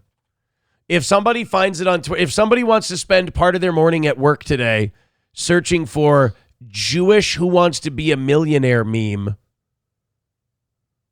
it was like, what do Jews find to be sinful? Sucking baby dicks, doing 9/11, Epstein Island, or driving a car on Saturday. And the correct answer highlighted was driving a car on Saturday. Oh, by the by, Mersh did not rate us this morning, so the toe cells are officially not recognized. Oh no! As a faction of the Toe Boys, they've been excommunicated. I'm sorry. Los Federales. Oh, no. Los Federales sent this. This is clearly edited from that Benadryl story. It's me wearing a Steel Toe Morning Show t-shirt, and it says, self-proclaimed shock jock promotes own business while crippled co-host in coma. So that's me doing an interview about you being in a coma. Wearing a steel toe shirt. But I'm wearing a steel toe shirt. Yeah, but see, like in that case, there's a chance I'll live, you know? So you got to keep the thing going for when we're out, you know? Like when we're out of the coma. Yeah, somehow it's totally fine when I do it. Well, no, it's just I'm saying in that scenario, I'm not dead. So. Yet. You're not dead yet. Hit like, hit subscribe, hit follow, throw us a couple of bucks. We appreciate it. Thank you.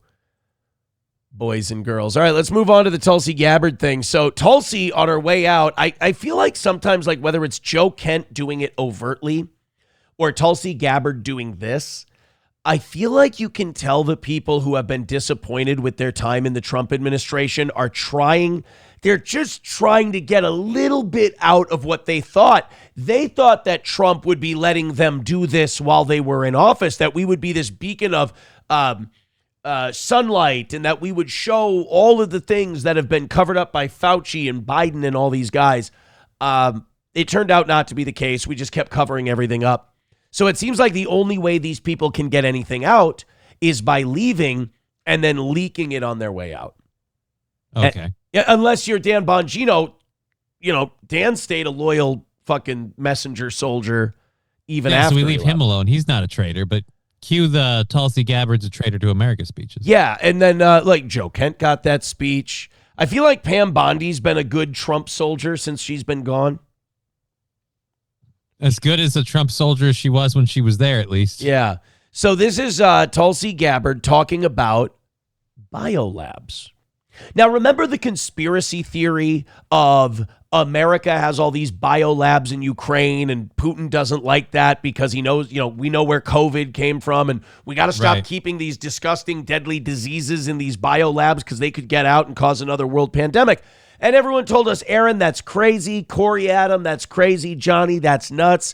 We're fighting against the Russians because the Russians just invaded Ukraine for absolutely no reason at all. There's no way we provoked them into it or staged a false flag attack on the Nord Stream 2 pipeline, which, by the way, we don't talk about anymore because it's so obvious we did it. Right. So Tulsi Gabbard comes out and goes, hey, 30 different countries contain 120 secret U.S.-run biolabs around the world. Now, why, dear God, why are we tempting fate with these fucking biolabs? Maybe there's some shit it's okay if we don't know. Well, no, because the other countries are making this shit too. Like China does the same thing. All their biolabs are over here. Right. But they're in like commercial freezers and residential refrigerators owned by a Jewish guy somewhere in Las Vegas. How do you think we're doing it? Yeah, that's true. It's not like Kazakhstan has great. Yeah, we're in somebody's fucking garbage freezer in somebody's fucking burnt out house in Ukastuckiville. That's again owned by a Jewish person. That's very Chinese of us. So this is Tulsi Gabbard letting us know that guess what, guys? You know that shit all your relatives have been calling you crazy for in believing that we have? Well, it turns out you've been getting verbally abused for nothing.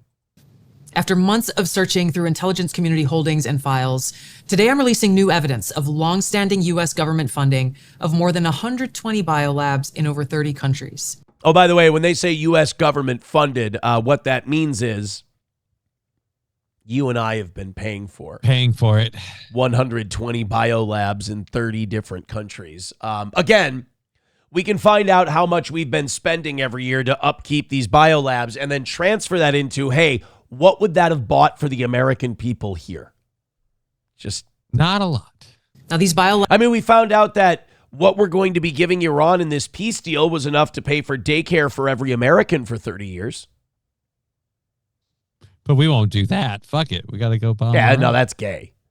Labs include labs in places like Ukraine, which could be at risk of compromise due to the ongoing Russia-Ukraine war. In fact, the intelligence community had previously warned that a U.S.-funded biolab in Ukraine likely housed dangerous pathogens and remained vulnerable to longstanding threats of Russian attack, seizure, or damage. See, you know what I would have done then? I would have definitely provoked Russia into a war with Ukraine. Right? Knowing that we had... can defend our labs. Yeah, knowing that we had all of those biolabs there. Which, by the way, another reason why we helped overthrow the Ukrainian government twice in the last 25 years... so that we could build our fucking germ labs. That's good. Now, until now, evidence regarding the full existence and funding of these laboratories had been knowingly withheld from you, the American people. Many of these U.S. government-funded biolabs are currently or have previously engaged in research using hazardous and highly contagious pathogens, and in some cases included dangerous gain-of-function research. What? But I thought we banned gain-of-function research years ago. Fauci told us that under oath. Right? And he wouldn't lie. He's the science. Yeah, he's not even the science guy. That's Bill Nye. He's literally just the the science. science. Yeah. In fact, when he is announced, they call him Anthony the Science Fauci. But he told me, like, Rand Paul was busting his balls saying, hey, N-word, you're still funding gain-of-function research. And he was like, that's bullshit. It's illegal to fund gain-of-function research. Yup, it sure is. Turns out we've been doing it this whole time. With very little visibility or oversight. Now, President Trump clearly understands the serious threat dangerous gain-of-function research poses to the American people. Does he? I haven't seen him shut it down. Operation Warp Speed. Yeah, I don't really see... this doesn't seem like a priority. And this is Seems why like he we took bought out a decisive bunch of action drug over a companies. year ago. On May 25th, 2025, he signed an executive order to end federal funding of gain-of-function research around the world. Yeah? How's that going? So they stopped? Sounds like these things are still going on. Guys, we ended it, though. Done paying checks. Research around the world. Here at ODNI, I issued new guidance to the intelligence community directing increased collection on these laboratories and facilities overseas. Hey, I'm starting to think these executive orders aren't worth the pieces of paper they're printed on. Wait a minute. Well, hold on. Donald Trump signed it. Yeah. How are we doing it? I watched Trump sign an order. He used the Seeing big fancy marker. The results of this increased collection. We're learning new details, for example, on clinical trials that are underway at these facilities and that are raising significant ethical, financial, and security concerns regarding the supposed public health initiatives and U.S. national security. Now, despite the obvious potential for catastrophic global impact that Right. research on dangerous pathogens in biolabs can have. Oh, come on, Tulsi. When's that ever happened? A lot. Next, you're going to tell me this is going to get out, spread to somebody, it's going to hit a bathhouse and go viral. In the wrong way. No. Hey, in fairness, the gays create and spread their own diseases the old-fashioned way. Ample amounts of animal and butt fucking. Every man's a biolab. That's right. Here in the we got faggy diseases like COVID where we get them in a Chinese lab and they leak out to the rest of the world. Do you know how many fucking ate-some gangbangs in fucking underground bathhouses gays have to do before they get a real good pandemic going? Right? Takes I feel like years. if you want to make a virus, you want to start doing it their way. Just get Right. a bunch of gay dudes start butt fucking stuff until you create something unforgettable. Yeah, just tell gay dudes you can find it inside of other men's assholes, and they'll burrow in and they'll find that shit. Literally, they'll find that shit. Politicians and so-called health professionals like Dr. Fauci, as well as entities within the Biden administration's national security team, lied repeatedly to the American people about the existence of U.S.-funded and supported biolabs. No. Not only did they lie, they threatened those who attempted to expose the truth. Oh my God, that's awful. That would be Never like heard of us doing that before. That would be like kicking people out of your administration for being critical of Israel and wanting to tell the country that we were trying to go to war for them. I mean, that would be awful if that happened to Joe Kent. So this release today breaks new ground, as the information surrounding the existence, history, locations, and funding of these U.S.-funded biolabs has been intentionally covered up by very powerful people who falsely claimed that these biolabs didn't exist. Hey, give me names. You know what? Forget that. Just give me last names. I'll be able to figure it out from there. Just give me last names and we'll be able to figure out what the deal is. Now, they accuse anyone who says otherwise to be foreign assets and traitors to America. Now, ODNI will continue anybody else we know? working Anybody closely with else that partners accuses across anyone the who doesn't U.S. agree with? government to identify exactly where these labs are and what pathogens they contain to end dangerous gain-of-function research that threatens the health and well-being of the American people and people around the world. Yeah, take your time. No rush. I mean, you only signed the executive order 13 months ago. So I just don't want them to hurt themselves in getting rid of this gain of function stuff. Well, you wouldn't want to do it too quick and get somebody sick. You know, you got to take your time. Yeah, just be very careful. Let's just make Shut it sure down by the numbers. Let's make sure we're incredibly sure-handed about this whole thing. Joey Caravello with $1 says, Aaron, will you support my campaign for school board in American Samoa? I stand on a pro-Mussolini mandatory Catholic education for children. I don't believe that Mussolini was big on religion.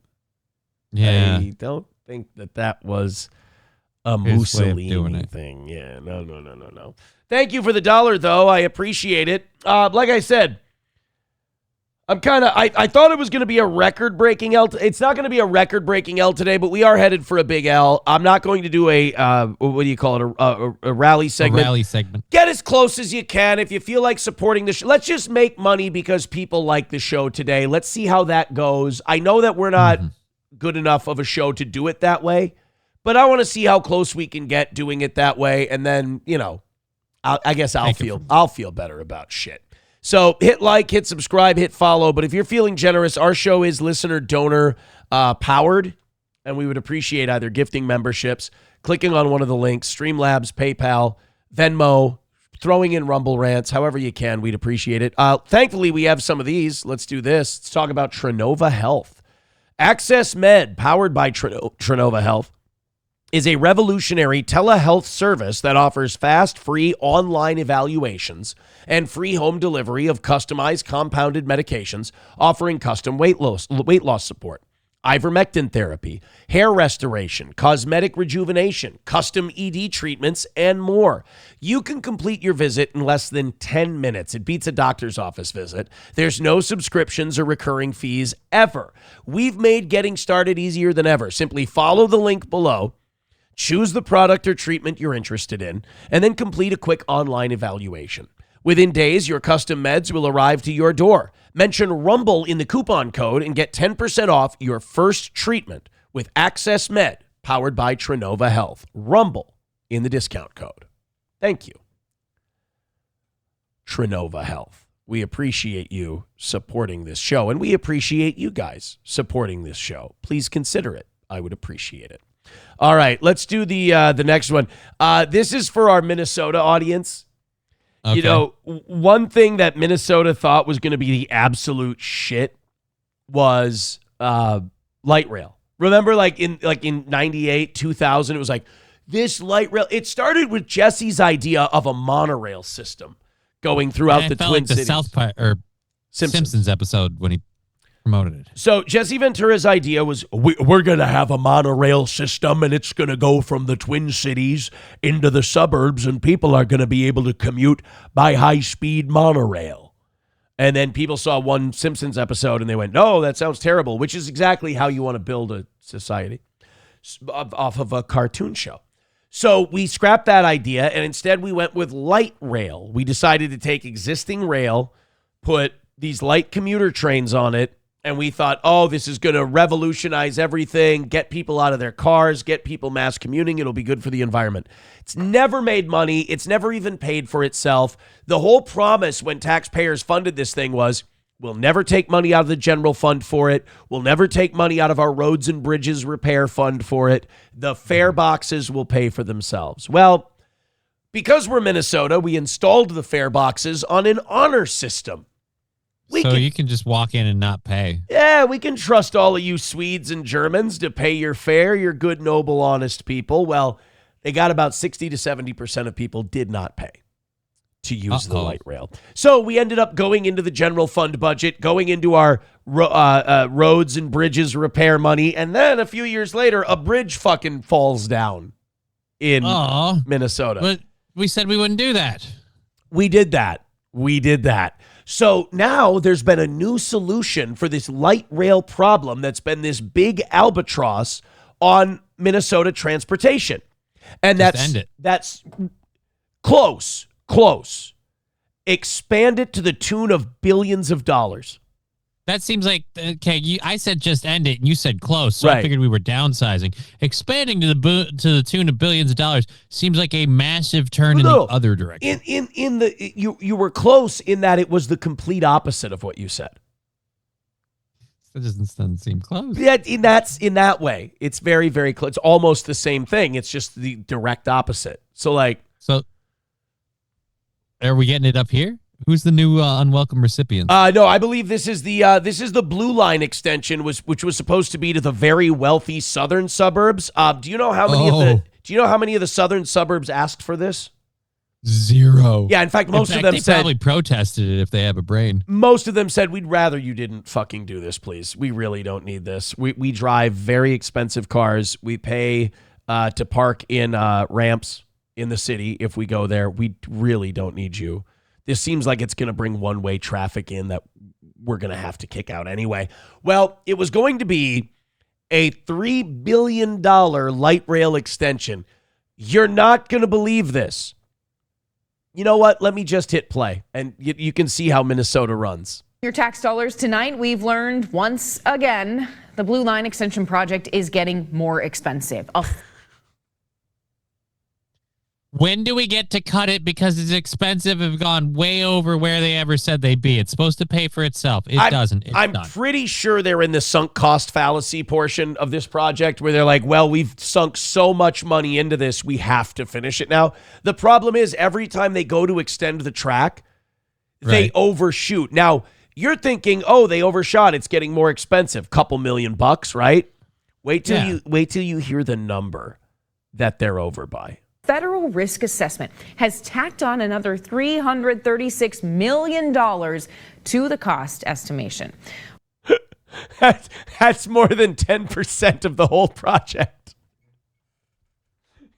They're over by more than 10% of where they thought they would be. And by the way, this isn't the first time that this project... is like the 8th time. Yeah, this isn't the first project. The first time this project has gone over.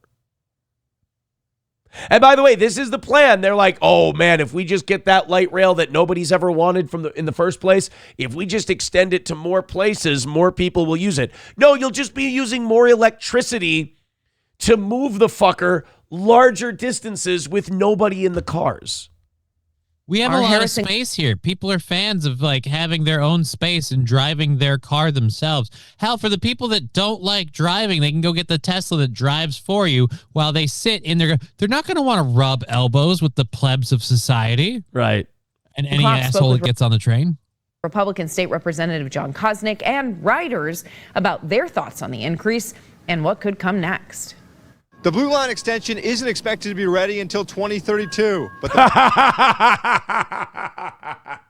you're spending $3 billion. Oh, and by the way, before I start laughing like an asshole, this is state tax money they're using, so we're paying for it. It's all ours. But dude, it's gonna cost us $3 billion. It's not gonna be ready for another 10 years. How about we just don't? Hey, easy. It's gonna cost $3.33 billion now. And it's not going to be open for another 6 years. That's just more. That's not on the other end of what we've already paid. So yeah, why don't we just fucking done and done? It's over. Because then in 6 years, when you don't have a blue line going to the South Metro, you're really going to feel like an asshole. No, I'm not. I'm going to drive. Is already rising. Beverly Hanson uses the Blue Line train to get to work every day and wants to see the line extended. I think it's a great idea, especially since in Minnesota it snows, and I think it would help the economy and help drivers. You know how fucking far Prior Lake is from Minneapolis? That's a hike, bro. That's Mystic Lake Casino to Minneapolis. That's a haul. But it snows. So we need our commuters to be able to ride the train. Who is commuting that far? People with Down syndrome, clearly. But like... Okay, great. You like the commute. I like the train. Cool. Pay for it. Do you pay your fare when you have to ride it, or do you just go in and ride? But also, the fares are subsidized by the taxpayers. Like, if she had to pay the actual fare of what it costs to upkeep this thing, if she had to pay, like... She wouldn't be able to afford it. Not only that, she would be like, tear up these fucking tracks. I'll buy a car. This is bullshit. But because the rest of us foot the bill for it, and then By the way... This over by $330 million, this is just the contractors who got the thing, knowing that the state of... They're like the Somali fraudsters. They know the state of Minnesota is just going to write them a blank check, so they go, damn it. You didn't know. We found some underground pipes that we didn't know were there. It's going to be another $330 million. This is just a fleecing free payday for these contractors. You don't think they spent $100 million on some train tracks, $200 million on a toilet seat, do you? And bring a lot of new business to Brooklyn Park and other cities. But the cost to have the line go from Target Field to Brooklyn Park isn't cheap. So you're going to transport black people to places where there's more black people. This seems redundant. His new estimate... They can rob at Target Field or Brooklyn Park. They don't really need to commute. Show it will cost a staggering $3.6 billion. Oh, never mind. We're up to $3.6 billion now. This latest is just $330 more. Well, until we get that 3.6 billion even partially back from the fraud stuff we've had, I feel like maybe we shouldn't be spending this money on this. I think we ought to build 3 stadiums instead. Let's build 3 stadiums. That's actually, for all the poo-pooing I've done on that, that's been a better investment. Yeah, right. U.S. Bank Stadium's actually made money for the city of Minneapolis. Yeah. Let's build let's build a soccer stadium. Let's build a fucking Lynx stadium. For the project to cross the finish line. I don't think all Minnesotans should have to pay for poor decisions in Hennepin County. State Representative John Kosnick has been against the proposed Blue Line extension from the start and says he will even introduce new legislation next session to have Hennepin County taxpayers foot the operating costs if the planned extension goes through. Wait, whoa.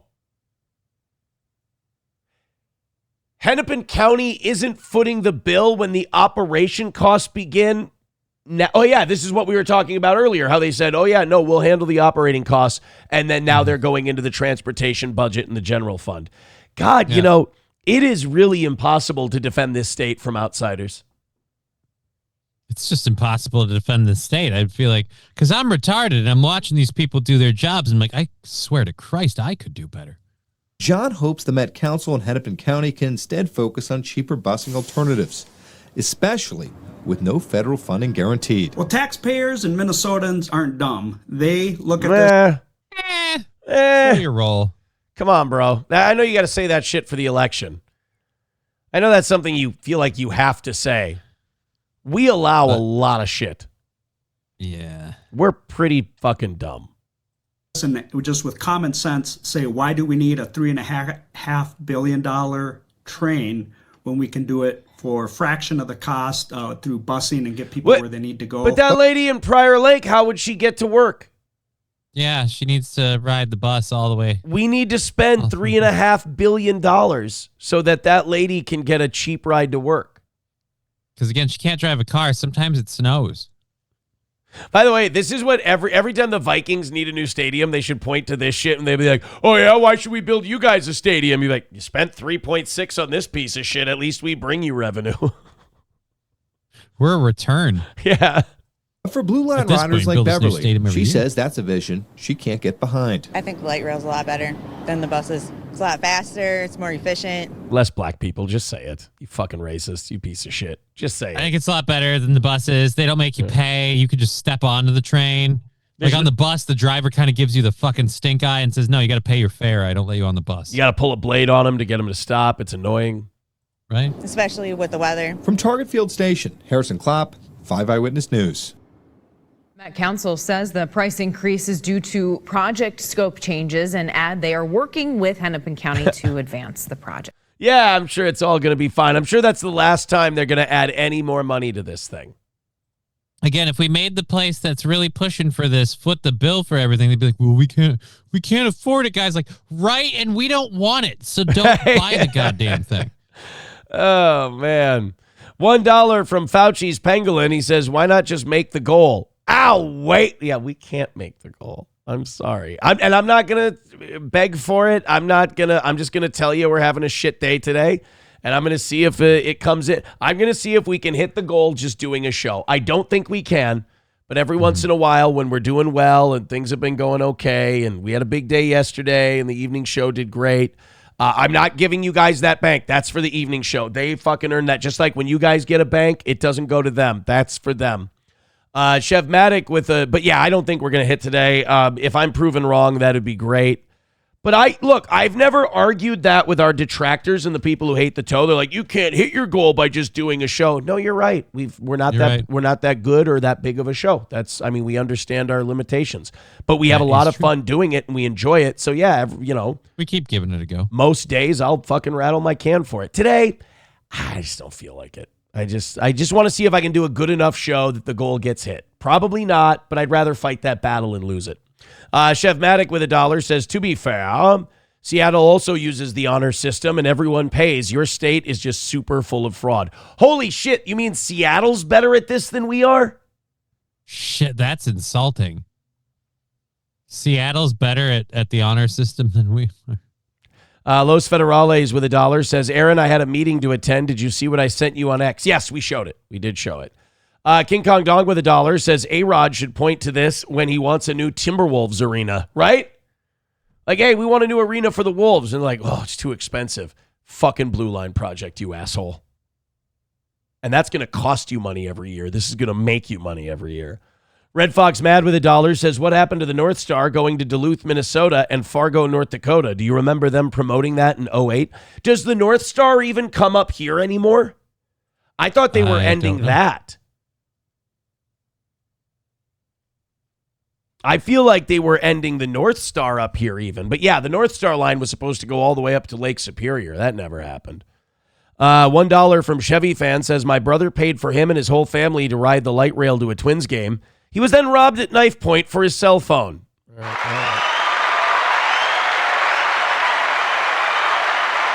It goes as far as Big Lake. So they did. Okay, they did kill service to St. Cloud then. Ha. There we go. But hey, 3.6 billion because we got to get this blue line up there. Yeah. In 10 minutes, we're going to fall behind again by a lot. We're going to fall behind by a lot. We're 80 memberships away from 600. So, like I said, hit like, hit subscribe, hit follow. All that free stuff is great. I get it's tough for people right now. I'm having too much fun today. I'm really enjoying today's show, so I don't want to bog it down with money talk. Do what you can. Show your appreciation where you can, whether it's the like button or anything else. Please and thanks. All right. We got a new cancel culture. Really? Remember, you thought we defeated it in 2024. Remember, Elon was going to... hoping we did. Yeah, he was going to legalize comedy and everything else. Oh, also, thank you, Eric, for $1. He says, Jesse Ventura was the mayor of Crooklyn Dark, a.k.a. Mooley Disneyland.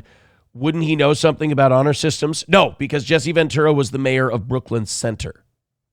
Not Brooklyn Park. He was the mayor of Brooklyn Center. Similar name. Easily confused. Different towns. No, there's a new cancel culture out there. So it used to be if you offended liberals' delicate sensibility of racism or sexism, they would call your job, they get you fired, and they make sure you couldn't get hired anywhere else. It was really bad. It was really terrible. It was anti-free speech. We had to push back against it. Well, now there is a new cancel culture, and it's based on something young people are pretty passionate about. Why don't we? And by the way, Fox News, who used to push the culture war against cancel culture and all that, Fox News is now rooting for this form of cancel culture. Einhorn, one of those owners of that company, Emily, that we just watched, he said, I felt bad exposing him because I thought he could have made a mistake, and he really doesn't believe that wholeheartedly. I'm glad we know this individual's name. I'm glad he was exposed. Indeed, and the brothers are so... By the way, if you don't know this story, I don't know why this clip jumped in the middle. This kid, this student who went to Cornell University, he's taking job interviews now. Okay. And he said he didn't want to work for a Jew. There was a company that was Jewish owned, and he said he didn't want to work for a Jew. They made it sound like he was just, he just hates Jews, just anti-Semitic. No, his reason was, like a lot of young people, he was disgusted by what happened in Gaza. He's angry at Israel, and he doesn't want to work for a Jewish guy. Makes sense. It's his choice. That's his whole thing. Now, that's his preference. He can go work for someone who's not Jewish. That would be fine. But now we've got blonde Nazi Fox News lady now. Fox News now is going, oh no, we love cancel culture. Cancel culture is awesome. It's amazing. Cancel culture is the best. I'm glad this guy got his name out there. I'm glad this guy's getting all kinds of shit for this. I'll take my check now, Ben. Interesting, right? Interesting that all of a sudden now all of a sudden cancel culture is okay when we're calling out the people who don't like Jews. Einhorn, one of those owners of that company, Emily, that we just watched, he said, I felt bad exposing him because I thought he could have made a mistake, and he really doesn't believe that wholeheartedly. By the way, that's such a Jewish thing to do. I felt bad exposing him. No, you don't, because then you wouldn't have. If you did, you wouldn't have done it. Right. Because after all, it doesn't mean anything in the grand scheme of things. You go, oh, he doesn't want to work for a Jew. Well, I don't want to hire a Jew hater. Problem solved. Self-cleaning oven. And by the way, Jews are notorious for having a cultural bias, for wanting to work with people who are like them, for wanting to work with other Jews. We don't cancel them for that. We don't say that that's bad or that's awful. But when someone else flips it the other way, Now he's a piece And I of don't shit. want to. Now we got to know who he is. Where does he live? He'll never have a job again. And you know, that is a common tactic you see these guys use, and that is do the dirty move, do the shitty thing, but then say you didn't want to do the shitty thing. You feel so terrible. It's, crying out in pain as they strike you. And now this lady, this Shabbos Goy lady over here going, I'm glad he was exposed. Just this, like, this bitchiness. It's like, I'm sorry, this is lefty shit. This is cancel culture shit. You would have been against this just 2 years ago. I felt bad exposing him because I thought he could have made a mistake, and he really doesn't believe that wholeheartedly. I'm glad we know this individual's name. I'm glad he was exposed. Indeed, and the brothers are so generous and graceful, certainly more than I am, because I do want his Oh, life suck to be their ruined. dick a little I more. agree with you. It is a permissive structure. And parents, what are your children putting out there? What are the people that have been in your household putting out there online and to Bro, this, like, honestly, this was an MSNBC conversation 2 years ago. Exactly. Only back then it was the guy going, I don't want to work for gays. And it's like, oh, you let him have his opinion, free speech, blah, blah. I don't want to work for Jews. I'm glad we know who this evil piece of shit is. And these poor bosses who got shamed for their... Right, and these brothers are such good guys. They're so awesome. They're just the Jews rock. Jews rock. I mean, guys... Like Johnny said, suck that dick a little hard. Nice cross on your neck. Is that ironic? friends, what has been fomented, because clearly there is a disconnect. Somehow this person learned that there is an audacity that you can have with this anti-Semitism. That's what I found so shocking. I can tell you who taught us that. It was Israel. With the whole murdering people in Gaza. You can have a lot of audacity. They have the balls to murder people in bread lines. So we have the balls to go, yeah, I don't want to work for a Jew. The gay guy didn't want to make a cake for a gay wedding, and he was a hero to people like Right. Fox News. But that's discriminatory. Right. But he had a right to be discriminatory. It was his own personal preference. It's his business. Turn away customers if you want. Your fault.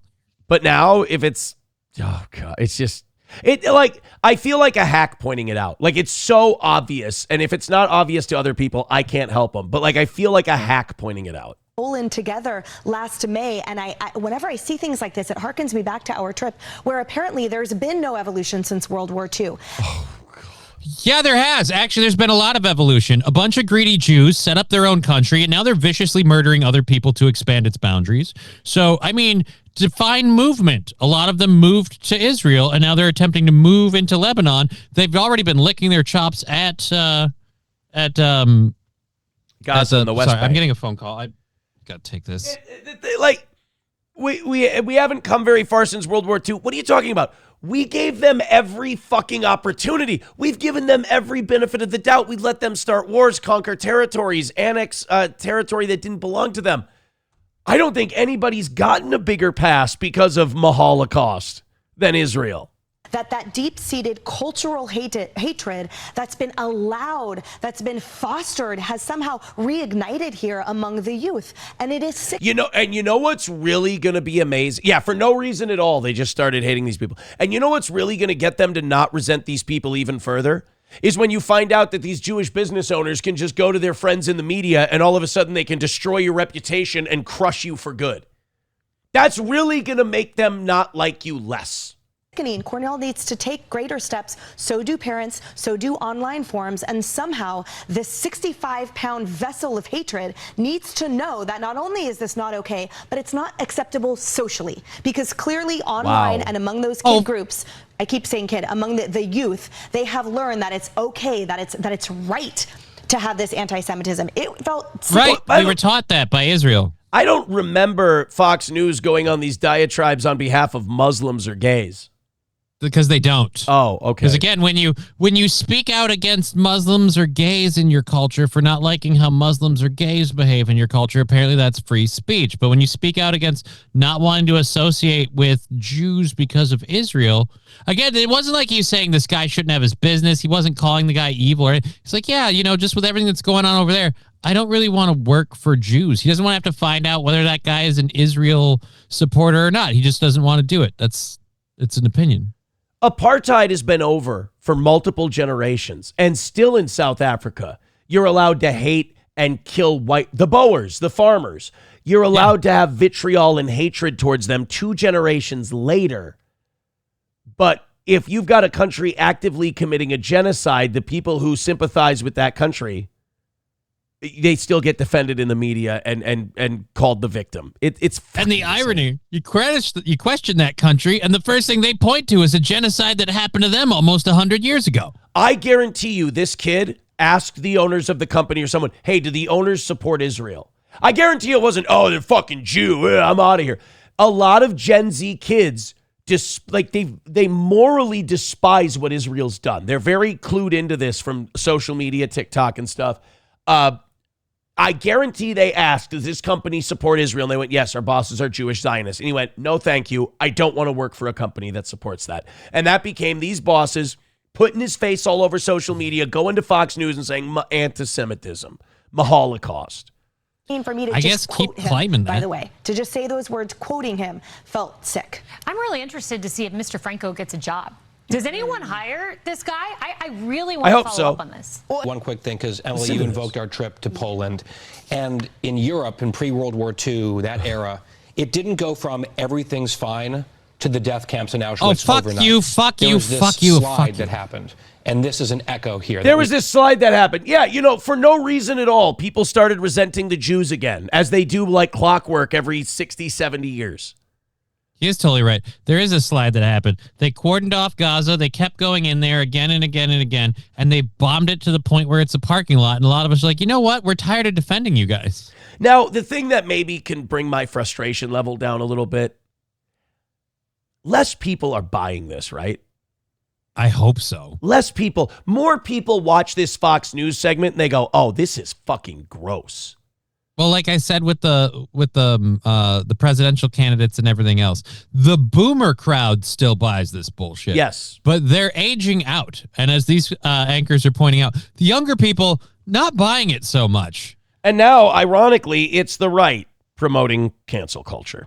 Thank you very much to Stacy for $20 on PayPal. Holy shit, Thank you thank very much. That's huge. Wanna fuck? Let's fuck! Worski, what do you think about that one, buddy? Big support. Big support. Oh, buddy! Big support indeed. Thank you very much for the $20. We appreciate that. Thank you. We have fallen behind. It is 9:30. We have fallen behind. We're 80 memberships away from 600. But I think we can make a respectful L out of this one. Let's make those 80 memberships in the next half hour. Yeah, let's make honestly, if we make about 20 of those 80 memberships, I feel pretty good about where we're at.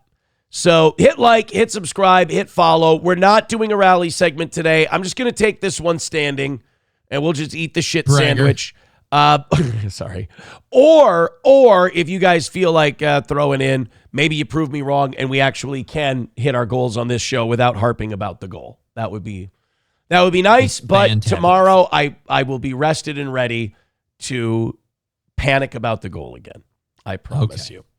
The New York Times is freaked out because a San Francisco Giants pitcher took his hat. The MLB is kind of low key doing the Pride Month thing, and they turned the San Francisco, the SF logo, into a pride flag, rainbow. Yeah, they made it rainbow colored. Now, they don't give the players a choice to wear this. No, you're forced to. You're on the team. You're forced to wear the pride flag on your hat, or you have to be fined. You have to pay money. The guy, the pitcher for the San Francisco Giants, Landon Roop. I was looking for his name. I apologize.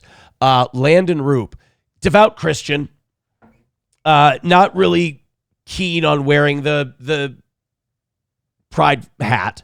Oh, really? Why not? Well, morally, he's against it. So he wrote a Bible verse on his hat. He said, well, I have to wear the flag, but there's no rule that says I can't write on my hat. So he wrote... You can't put in 2 cents? He wrote Genesis 9:13 to 15. Okay. And now he's getting all kinds of shit from the New York Times and everything else. He was one of many Giants players who wrote Bible verses on their caps to respond to Pride Night. The gesture echoed a familiar patterns. This is from The Athletic. Remember, The Athletic is the publication that Diana Rossini was writing for while she was fucking Mike Vrabel behind their spouses' backs. The gesture echoed a familiar pattern. making a night meant for inclusion about something else entirely. It's weird how it's inclusive until someone else has an opinion you don't share. You can't include in an alternate opinion. Isn't that wild? Because keep in mind, nobody has to look up the Bible verse, which, by the way, I did. Nobody has to look up the Bible verse that he's quoting on his hat. He's just putting like, this is my beliefs. You're going to make me support your beliefs, so I'm going to put mine right next to it so people know how I feel about Which this. seems fair. I mean, that seems like seems fine. If we're talking about inclusivity, if we're talking about involving everyone else, then that you should have dissenting opinions. Sure, or just other opinions. Alternate. Anything. You can just put a Bible verse on there. All right. He's not destroying the pride flag. He's not tearing it off his hat or anything else. He's just putting something else in there that shows his beliefs. See, you're making these guys, the problem is they don't understand devout belief. These guys believe that putting that pride flag on there, they're compromising their beliefs. So they put that Bible verse on there and it kind of balances things out. If you deny that, here's the deal. If you deny them that Bible verse, it's going to end up killing your whole pride flag grift, because it's going to create such a problem that they're going to end up going, all right, next year we're not fucking doing this. We can't keep putting up with all this shit. I'm reading the quote. It doesn't say anything. What does it say? Towards homes. I have set my rainbow in the clouds, and it will be the sign of the covenant between me and the earth. Whenever I bring clouds over the earth and the rainbow appears in the clouds, I will remember my covenant between me and you and all living creatures of every kind. Never again will the waters become a flood to destroy all life. So it literally isn't even anything. It's about homosexual. It's just God's presence in the rainbow. Yeah, God's presence in the rainbow. Like, literally, if you want to fucking go, we're inclusive, you celebrate this guy. Because he's not saying, like, and it says in this verse that you're all going to burn in hell for being homosexual sinners. Like, there's nothing about that. There's literally nothing about it. It addresses the rainbow and God's association to it. Right. He didn't say anything bad about homosexuals. He didn't put Leviticus or Deuteronomy in there. Nothing. Not even controversial. I don't know why this is a story. And this is where the LGBTQ community shoots itself in the foot all the time. This is a good compromise. Right. Like this you guys guy want this. This guy will put the rainbow on his hat. Just let him put Genesis on the hat, or let him put Peter, or 1 Corinthians, or Matthew, Mark, Luke, and John up there.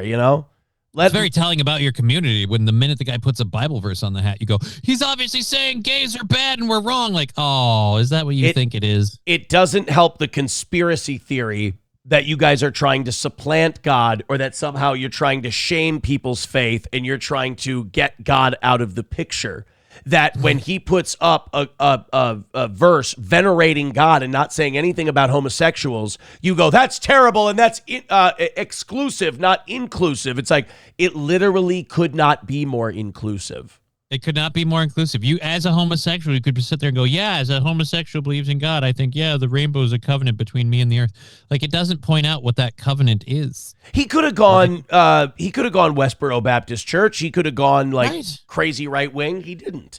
This is Landon Roop talking about it after the game. They asked him about the thing. Here we go. The Genesis written on your cap. What was the specific chapter and verse that you have? Yeah, 12 through 16. It's just about God's covenant and a promise that he makes to us, that, his faithfulness and his mercy. And it's just mention the rainbow. Kind of something I believe in, and I stand firm in that. And thankfully. How many people who just didn't bother to look up the thing just assumed it was anti-gay? I'm going to say 90% of them. Yeah. Especially in San Francisco. Like I said, it's the community just automatically assumed he's quoting a Bible verse, so it's anti-gay because religion hates us. And it's like, well, maybe it does. But again, if you're inclusive, find out what he's saying before you just dismiss. If the word of God has a lot of stuff in there about you guys being a little off, yeah. Thankfully, we live in a country where, we have the freedom to believe what we want. So, and express what we want. So, I hope that... Wanna fuck? Let's fuck! Yeah, I wish. On your cap. I I hope nothing happens to him. I hope he's not fined or anything like that, which, again, I don't think he is. But, there is one way to solve this and not have this be a pain in your ass every year, MLB. Just stop having fucking forced pride celebrations. Yeah, just cut the shit and just wear the regular baseball caps. Everyone's fine. Everyone's good. Grand Poobah with $1 says that's the ending of the Noah flood story. Granted, you could draw something from the fact that God flooded the earth because of sin. Yeah, but it wasn't gay sin specifically. So, and it was pointing out that the rainbow was a sign of, like I said, if you just read the passage that he fucking highlights on his hat, it's just saying that he's just giving God credit for the rainbow. He's trying to take it back, is what it is. Wisco Chud says, this guy's sneaking around San Fran glory holes. I don't. Would be a funny twist in the story if he's just sucking guys off all the time. And he gets cum on his glasses and then sees a prism, so it's a rainbow. So he's like, this must be okay. Yeah. I see the Lord. $1 from Power Windows says they are only bitching about the Giants players because the team sucks. A few Dodgers players did the same thing and outright didn't wear the rainbow hat at all. Yeah, but the Dodgers are winning World Series out here, so, You can't fucking find them. We need those guys. That's the thing. If you're competing for a World Series and then one of your gay fans goes, he's desecrating his hat. Shut the fuck up! We need to repeat this year. We don't need a bunch of homo noise. Like, wow, you guys are being really hateful. The amount of tolerance we have for your bitching is predicated on how far away from first place we are. You're going to claim the pennant, you motherfucker. Look, back off. If we were 20 games under 500, you could sit there and blow each other in the stands. Nobody would be here. But we're 15 games over 500, and we'll be in the fucking pennant race in September, so you shut your gay mouth and you shut it good. That is the difference. It's not about tolerance. It's not about religion. It's simply about how close to first place are you? That's it. All right, let me open up these 8 o'clock hour stories. While I do, hey guys, we're going to take I shouldn't say we're going to take an L. We got about an hour left. I'm not running a rally today. I just want to do a show and have a good time. If you feel like supporting the show financially, I sure would appreciate it. It doesn't look like I'm going to get a win this way, so we'll be back to the old ways tomorrow. And I'll make myself miserable. But today, I'm just having a good time. The numbers have been great on Rumble. I want to keep it that way. I want to welcome our new fans. If you guys feel like supporting us monetarily, please do. But I feel like I've said it enough today that if you were going to, you would have by now. So I appreciate any generosity that comes in, any support you get. If it's tough out there and you don't have a lot of money, hit like, hit subscribe, hit follow. I mean, look, I'm not going to lie and say, I don't give a shit. I want to hit it. I do. I just know that the quality of my show and the size of my show, I have to hit it a certain way, and I'm not willing to do that today. But okay. If I'm proven wrong, I'm proven wrong, and I'd love to be proven wrong. Send your support in any way you can. We do have an update on Ebola today. Oh, is the whole outbreak over? It's all settled, resolved? All good? No, it sounds like it's really, really, really shitty, but it seems we have it confined to black Africans bleeding to death in their witchcraft villages. Right, which is why we shouldn't be mixing with those people. We don't mix with these people. What kind of people would that create? I don't think that's half people. Sick people, weak people. I don't think that's the way we're supposed to say it. I think we don't mix with these people. I don't think we're not supposed. Well, only because I think when you say we don't mix with these people, I think there's an inference there. Which wasn't intended, but I'll totally take it. But yeah. The implication being that I just meant literally, physically, like stop breathing their air. I know what you mean. I don't think that sounds better. It didn't come out that way. I understand. I'm sorry for the miscommunication. If I could be perfectly clear, I do agree with the other message that I didn't intend. What you're trying to say is, let me put this in a politically correct way that won't get you canceled. What you're trying to say is you'd like all of those dark-skinned Africans to stay on their side of the globe. Yep. Perfect. That's not offensive at all. All right. Let's see what Jeet Don Lemon has to say. This is a CBS News correspondent who just came back from Uganda, East Africa. Funniest thing you can do on mass transit when you're coming back is you tell people, you make small talk on the train. They go, hey, where are you coming from? Oh, I just went to Uganda. I was covering Ebola there. And they're like, oh, yeah, really? And you'd be like, yeah. Oh, sorry. I apologize. That's no, don't worry. It has to be spread through like bodily fluids. I can't. It's not airborne yet. It's the important part. All right, let's see what he has to say about Ebola. You know, and I know we're not supposed to be nonchalant about these diseases, but Ebola came here a few years ago and we kicked its ass. And I think really the problem with Ebola is that we just don't care about Africans and we just let them die when they get sick. They just don't have enough infrastructure to weather the Ebola storm. Right. You know, when you have a witch doctor with a bone through their nose shaking a monkey skull at you, I mean, I really don't think that kills pathogens. I'm living off of dirt cookies. Turns out I don't have the nutrition to fight off an infection. All right, so here he is at the Uganda airport. Breaking news, they have one. Let's see what Ebola is doing now in Wait till you Africa. see their Space Force base. It's just a guy with a lawnmower engine and a helicopter he built in his backyard. Dude, African Space Force is my favorite thing in the world. I could watch videos of that shit all day. Is it better than African Air Force, the helicopter guys? Almost, because it's the same exact setup, except they have the belief that they'll get into space. I love this. All right, just off the plane here in Uganda, in East Africa, and we're here to cover the world's latest outbreak of Ebola. And some experts... All right, I'm sorry. That's God tapping on your window. We're here to cover the latest outbreak of Ebola. Yeah. You're here to get sick, motherfucker. Dude, that is like a black guy like talking about physics and then all of a sudden his smoke detector chirps. That's the best. I got to listen to that 4 more times. Cover the world's latest outbreak of Ebola.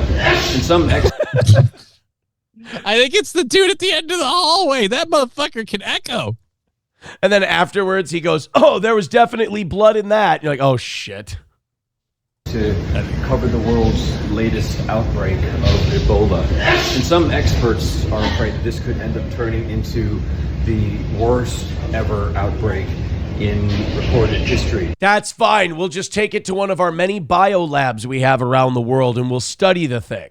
It'll be fine. You know, if it's the world's worst recorded outbreak in history, we better start shipping people from those areas over to our side of the country. And we better, demonize anyone who says we should put travel bans on areas where the worst recorded outbreak in history is currently taking place. Do we have a travel ban on people coming in from Uganda? I don't think we do. I don't know about travel ban going in. I know there's travel bans going out, and I know a lot of like the WHO and other like world organizations are, this is detrimental to these countries' GDP, and it's really not right to demonize them over the hills. It's like, no, we're not demonizing over the hills. We're saying don't go there because you'll get sick. And then on the other flip side of the coin, like, you got to be understanding these countries need to make money. And also, this is the worst, most deadliest, most communicable version of Ebola we've ever seen. Honestly, it's spreading like wildfire. Pick a lane. Either it's safe to go there or it isn't. This is Entebbe Airport. This is the gateway to the capital. Wait, hold on. Go back. That's too good. The Ugandan airport has one of their lights out. The Ugandan airport has the same lighting issues as a small town Walmart. Well, we were going to have a guy fix it, but he got sick. Oh, wait. Oh, shit. Another one went out while we were doing it. Oh, no. There's 2 lights out now. This is bad news, Bears. Gateway to the capital of Kampala, just north of here. It's midnight. We've been traveling for about 14 hours, myself and my team, from London, which is why I'll probably look a little bit bleary. This country is the first line of international defense against this outbreak, which broke out across the border in the Democratic Republic of Congo. That's west of here by several hours. Oh, my God. All these people are freezing, Johnny. Jesus. Oh, my God. 36. Guys, there's definitely something wrong in Uganda. 36.1. You're going to be dead. They should. I mean, their blood should almost be frozen at this point. Someone get him a blanket. How are these people even walking? We need to definitely keep all of these people out of the United States. You've got zombies walking around at 36.1 degrees. I mean, it's got to be at least 90 degrees in Uganda right now. Scratch the whole like, I don't want us mixing them. Let's just get rid of these goddamn abominations. Jesus, they're not even normal. Jesus. It's not even enough to stay away from them? No. Not if they're running that cold. I don't trust them. Do you think there's anybody watching this show right now who has absolutely zero sense of humor and thinks we're the dumbest guys alive for saying this? Yeah, I think there are people. I bet if we go to the chat, there's a couple people. This stuff is dumbass. Like, yeah, we know. We fucking know. It's funnier to pretend it's Fahrenheit. Here by several hours drive, and right now that line is being tested. The Ebola. This guy, 2 days from now, he shoots like a follow-up video. There's blood coming out of his eyes. He's like, it's pretty bad out here, guys. Strain that we're dealing with is called Bundibugyo, and there's no vaccine. What? And it's only popped up 3 times in recorded history. Get back on the plane and go home, fuckhead. At a certain point, when this vicious shit keeps popping up in the same area, I feel like humans as a whole should be smart enough to not fucking live there. We've never had random Ebola outbreaks just spring up in China, Japan, Russia, America, Canada, Mexico. The list goes on. It's always in the armpit asshole of Africa. I don't know where it is or how it's staying there, but you fuckers need to move. And then not only that, but like these reporters, like, we need to go there and give you on the ground reports. It's like, no, we'll trust you. We'll trust you on this one. I'd rather watch from a really safe distance. You know, telescoping lenses are a thing now. The first time was in 2007, so that's almost 20 years ago. The next one was in 2012, and then now. And this time is the biggest in terms of cases. And the timeline. You know, Donald Sutherland had a great solution for diseases like this back in the 90s. Not the worst one. I think we need to send out a call to Sandman Viper Command. For this is very concerning. The World Health Organization was alerted on May 5th. And they've never fucked one of these up. Right? They've never screwed this shit up. About this. And then an outbreak was then confirmed on May 15th, but then investigators, they think that this might have been going since at least February, and at the funeral of a pastor, a well-known pastor in the Congo, which may have actually been a super spreader event. And then what were you doing? Drinking their blood? Like, isn't it direct fluid to fluid transfer? I thought so. So you guys have got to be like kissing this guy, touching him, something gross. In March, 3 Red Cross volunteers who were handling bodies in that same town. Yeah, don't. How about we don't handle the Ebola bodies? Cleanse it with fire first, and then just pick up the ashes. Mwangbalu also died. Now there are several hundred confirmed cases. Sir, go home. Sir, get your ass back on the plane. We don't need you there. Now there are more and more cases, so let's add more healthy people to this equation. The real number could be much, much higher, and it has been crossing the border here into Uganda. Every case here in this country is believed to trace back to the Congo. Great. So again, I'm on my whole let's fence off the area and let them figure this shit out, and then we'll let them come out when they're done. Just continue sending people over there, huh?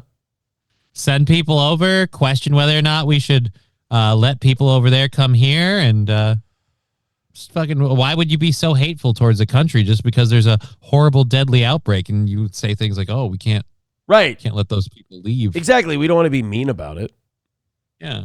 We don't want to be afraid of getting sick. Right. We don't want to be dicks. Long ways away, guys. Thank you very much for being here today. Fun show. We appreciate it. Hit like, hit subscribe, hit follow. Throw a couple of bucks at us.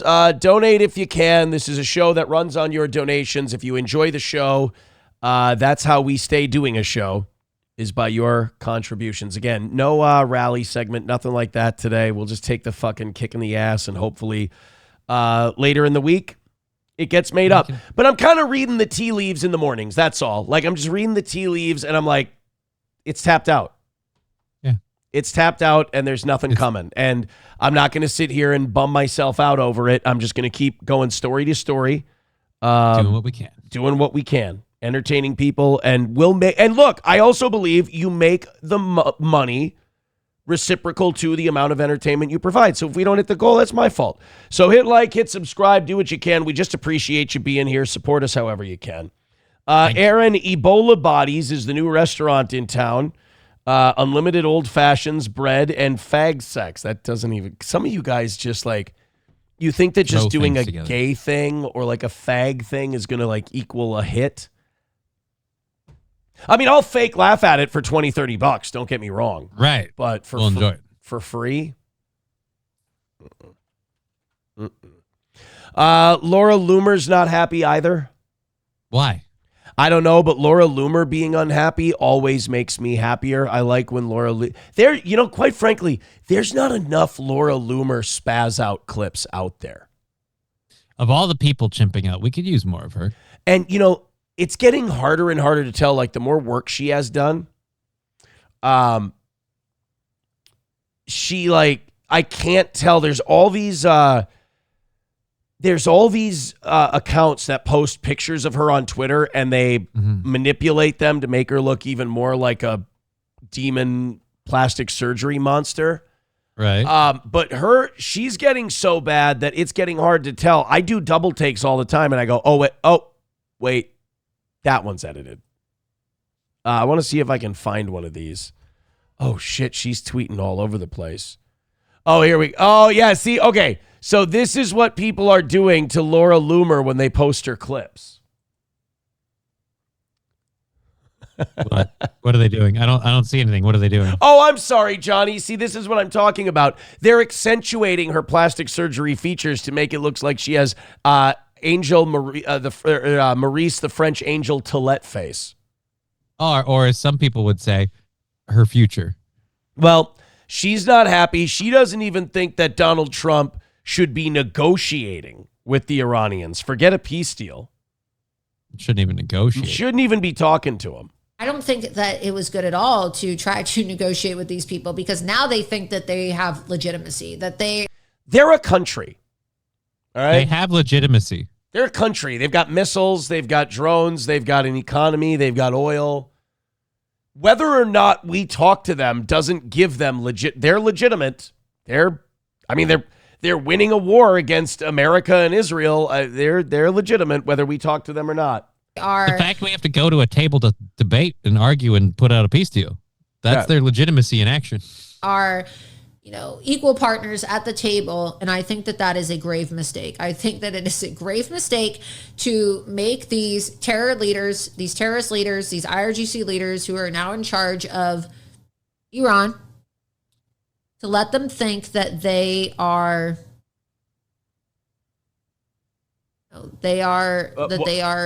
legitimate actors. Holy shit. Like, honest to God, she has to be taking money. Like, this has to be a paid shill of Israel. She didn't even know what to say. There is no way this level of inadequate broadcasting could actually be supported by mere talent.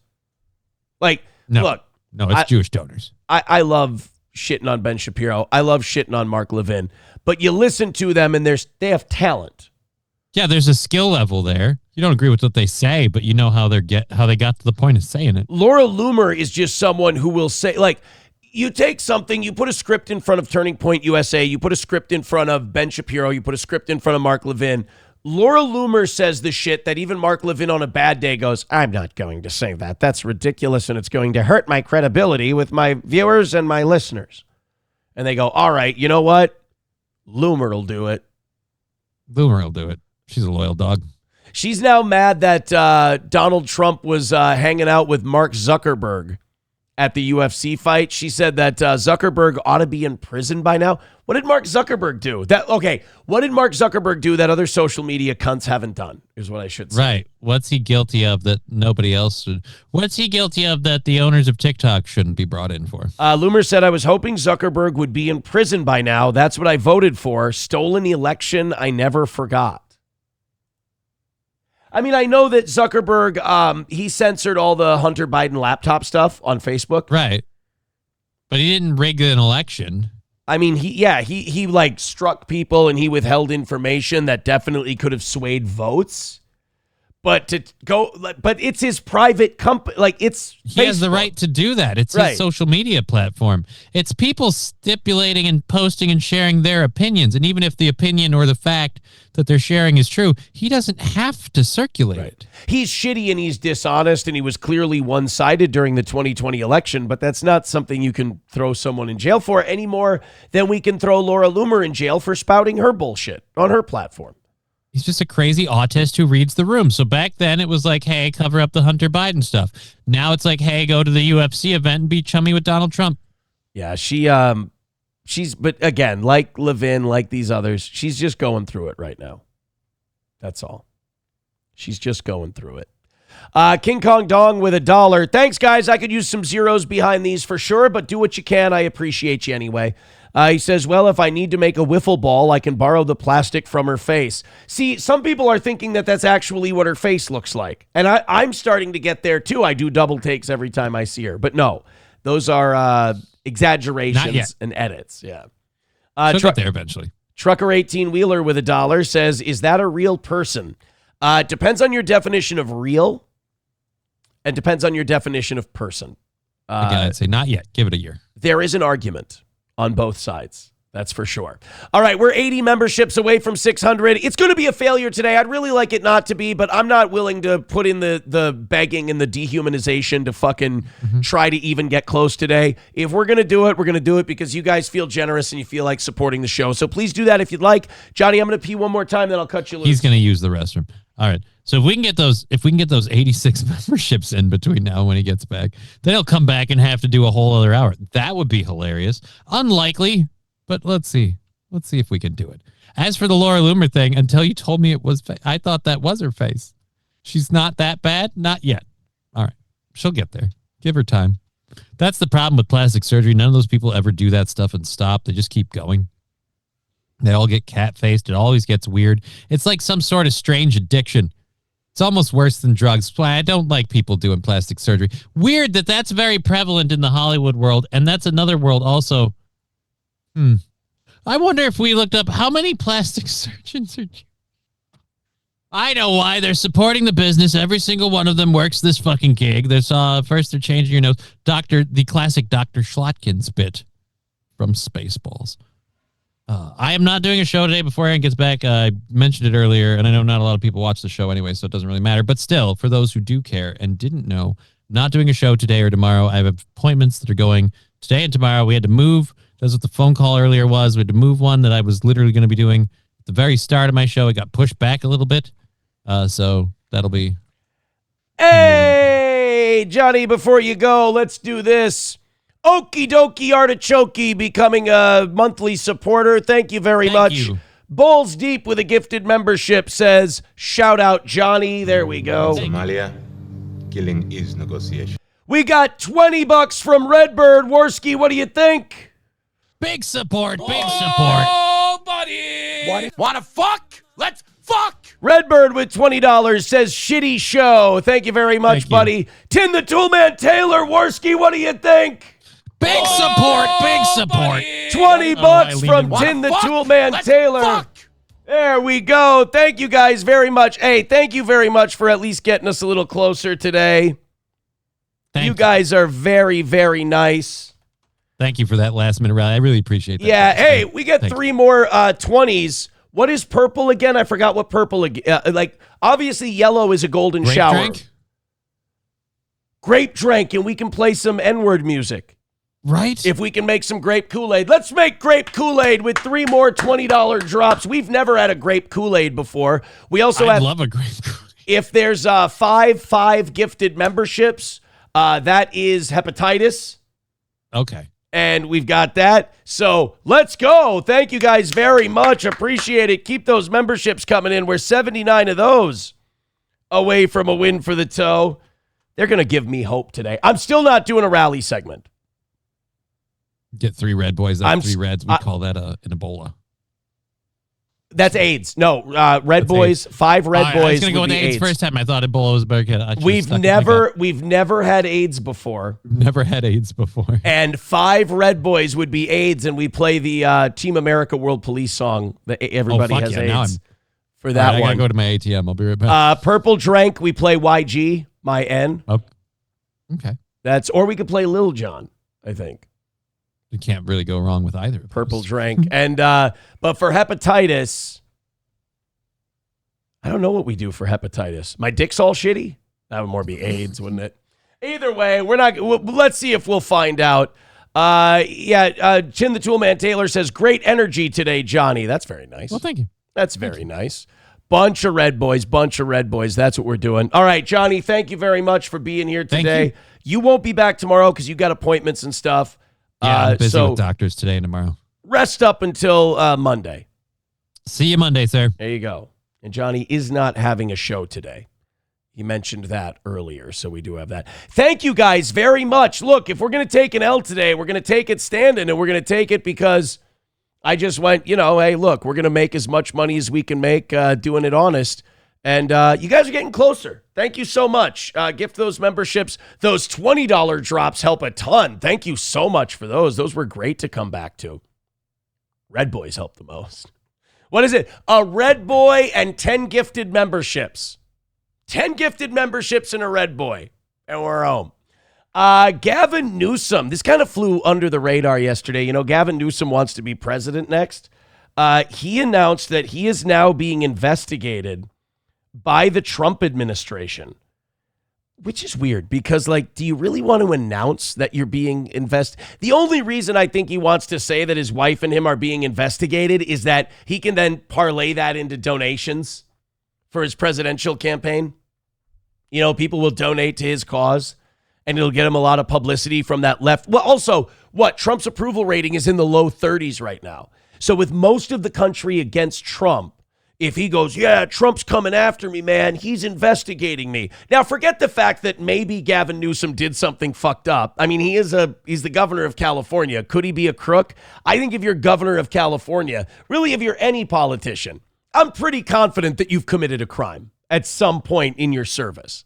So there's a chance that he and his wife have pulled off some fraud or some embezzlement or something like that. But to just come out and say, yeah, the Trump administration is investigating us, I feel like it's kind of a cynical ploy to kind of manipulate people. California Governor Gavin Newsom revealed that he is the latest to land on President Donald Trump's political hit list. Now, forget the fact that Gavin Newsom is about as dyed-in-the-wool, part of the establishment as it gets. Trump and Newsom are part of the same machine. We're going to figure that out this next election, and I feel like people are starting to figure it out. Democrat, Republican, doesn't matter as much as inside the machine, outside the machine. There's some Republicans who are outside the machine, and don't get me wrong, they try to throw them the fuck out of the machine. It's not like they just go, oh, we accept him being there. And then there's Democrats that are outside of the machine, and they're like Cori Bush, and they're trying to throw them the fuck out. And so Gavin Newsom being like, oh man, I'm Trump's biggest enemy. Not really. The difference between a Gavin Newsom administration and a Marco Rubio administration is not that different. I mean, if it ends up being Newsom versus Rubio and any of you are passionately for or against either one of them, I don't have a lot of hope for this country. But Gavin Newsom announced on social media that he and his wife, Jennifer Siebel Newsom, are the subjects of a DOJ investigation. He said, today, my wife and I joined Donald Trump's hit list. Oh, get off the cross. We need the wood. He has directed his Department of Justice to investigate us. They have not found a crime. They are simply trying to find one.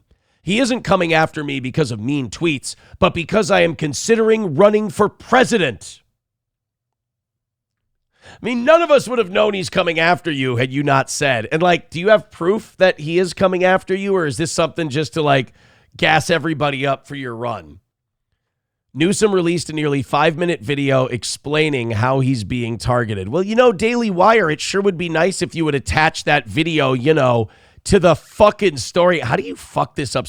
How do these people who do the internet not know how to do the internet? The Democrat who claimed in the video that he has nothing to hide did not explain what the DOJ was probing. See, now that's interesting to me. I'm being investigated by the Trump White House. Okay. For what? Not going to tell you. Oh, could it possibly be something you did?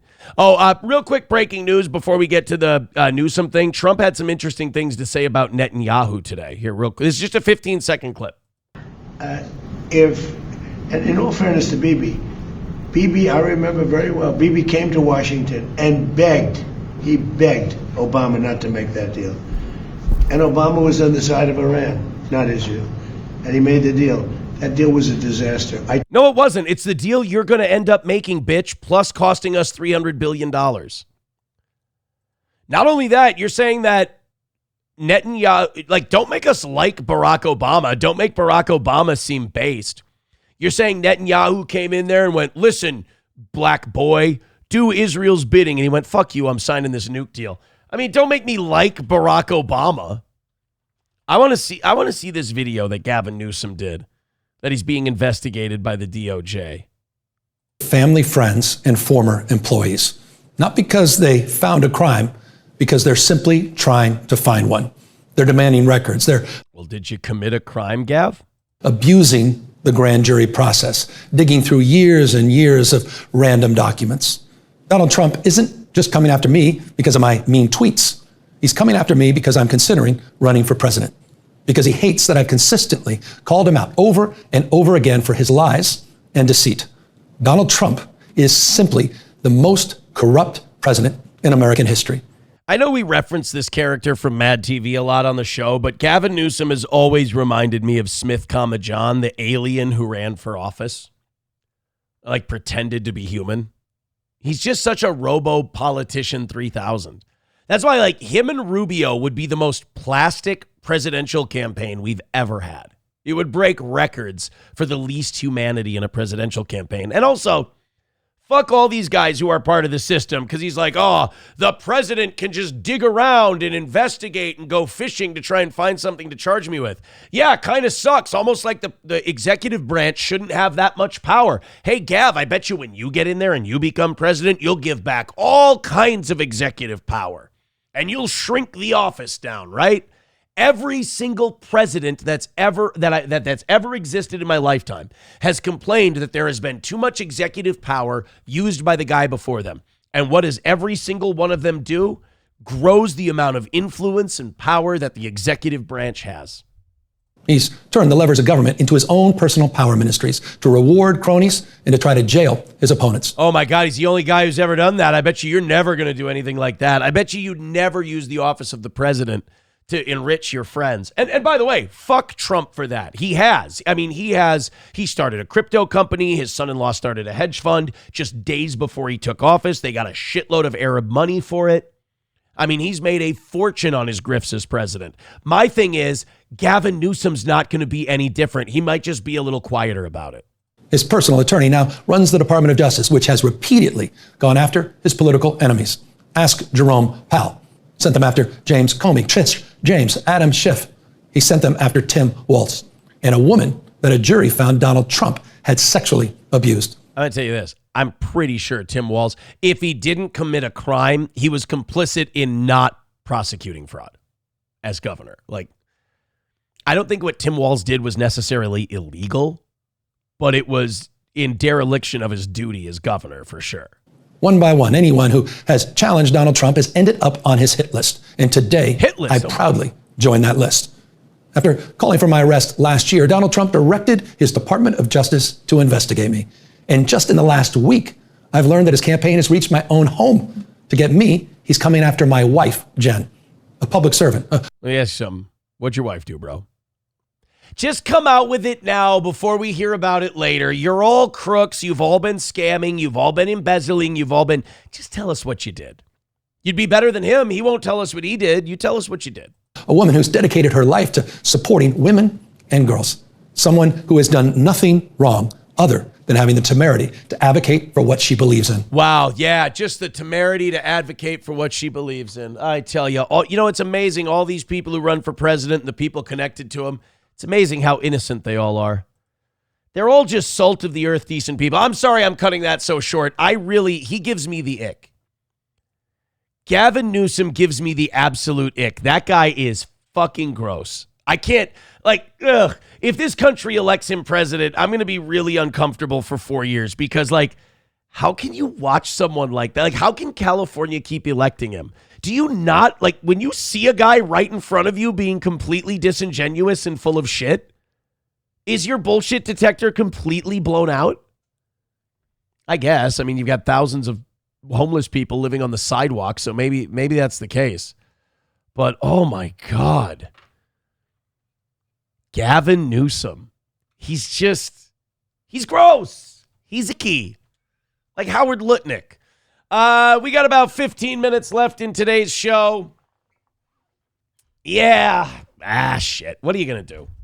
79 memberships away from 600. We're not going to do a rally today, but here's what I am going to ask you. If you've liked the show today, if you thought it was good, throw a little money at the toe. If you don't have a little money to throw at the toe, hit thumbs up, share the show, tell other people online to go watch it. That helps us a lot. If you thought today's show wasn't very good, don't do anything. We had a bunch of Stanford students walk out on the Google CEO during his commencement speech. Oh, boy. The reason being because of Google's support of Israel, big tech's ties to Israel, and what they've been doing in Gaza. I'm telling you guys, people in their 20s are fucking, it's not performative. It's not like the septum-pierced, blue-haired liberals. There's a lot of, based or even just, normie Gen Z 20-year-olds who are, it's not performative. It's not it makes me look cool if I'm upset, if I pretend to be upset about what Israel's doing. They're legit. You listen to these guys. They're fucking mad. They hate it. I think they hate it partially because it's so evil and it's so terrible, but they also hate it because their country's being dragged into it and they don't like it. It's actually, to me, a really positive development. Do we have a shot of the people walking out?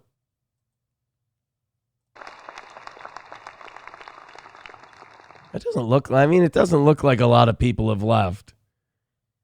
If that's what the walkout looks like, here's another shot of the crowd. Yeah, look, I don't know, man. This doesn't look like a very big walkout. Do they walk out later? Nope. That still looks good. That still looks like the same size crowd that was there before. I don't know where this walkout's happening. That's still a lot of hats.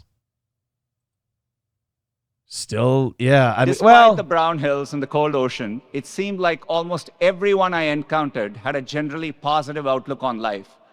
Maybe it's because you can wear shorts all year. I don't know.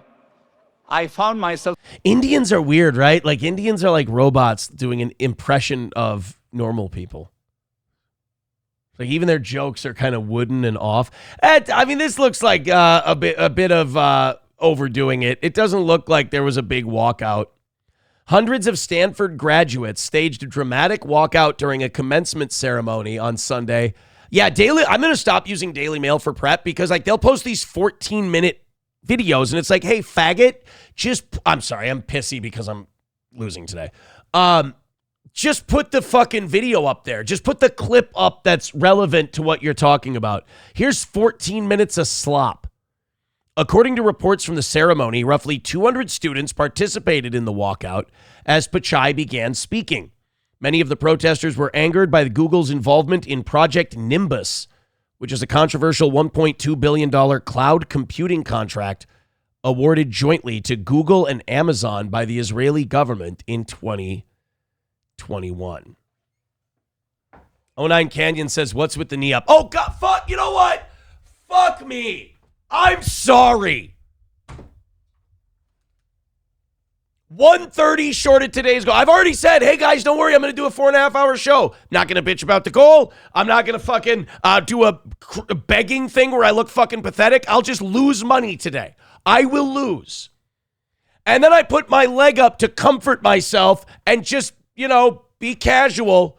What's with your fucking leg up? All right, fuck me. Don't donate and shit on my leg being up. I apologize. I apologize, Canyon. This is my fault. Today is all my fault. The evening people have a $110 bank. They're fucking crushing it. Thank you guys very much. I appreciate it. Throw in a couple of memberships. Do something. Today sucks. Let's go. Don't be a downer. Fucking do your show. Oh, God, I'm really bad at this. Let's watch the Beach Club Chaos video. I don't even remember what the fuck this is. We've got 12 minutes left in the show. Please and thank you. Oh, it's a bunch of black people fighting at a beach club.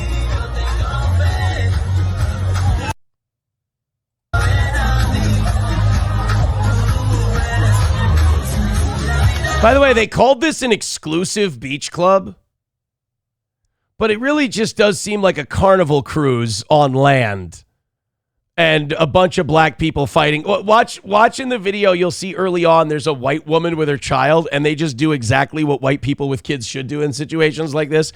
She just puts her hand on the back of the kid and goes, come on, let's go. All right, nope, we're going to just keep going this way. We'll go to the snack bar. I'll get you some ice cream. Watch, let's see if... Yeah, see, there's the white lady just, let's keep going. Yeah, now, instead of trying to pull each other apart, we're just going to all start wrestling with each other. Yep, and now we're all hitting. Nobody's trying to break it up. We're just obese and black, and we're smacking the shit out of each other.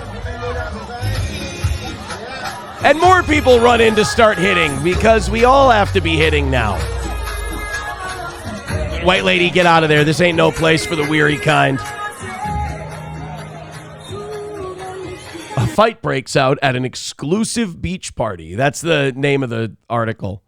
I don't know how exclusive that looks. Usually, the more exclusive it is, the less fights break out like that.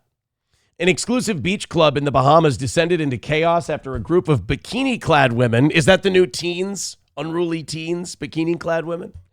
Were seen throwing punches.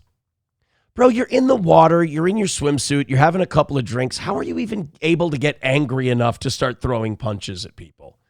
Around a dozen people were involved in the brawl, which appeared to take place at the sun-soaked Royal Beach Club on Paradise Island, according to footage posted online.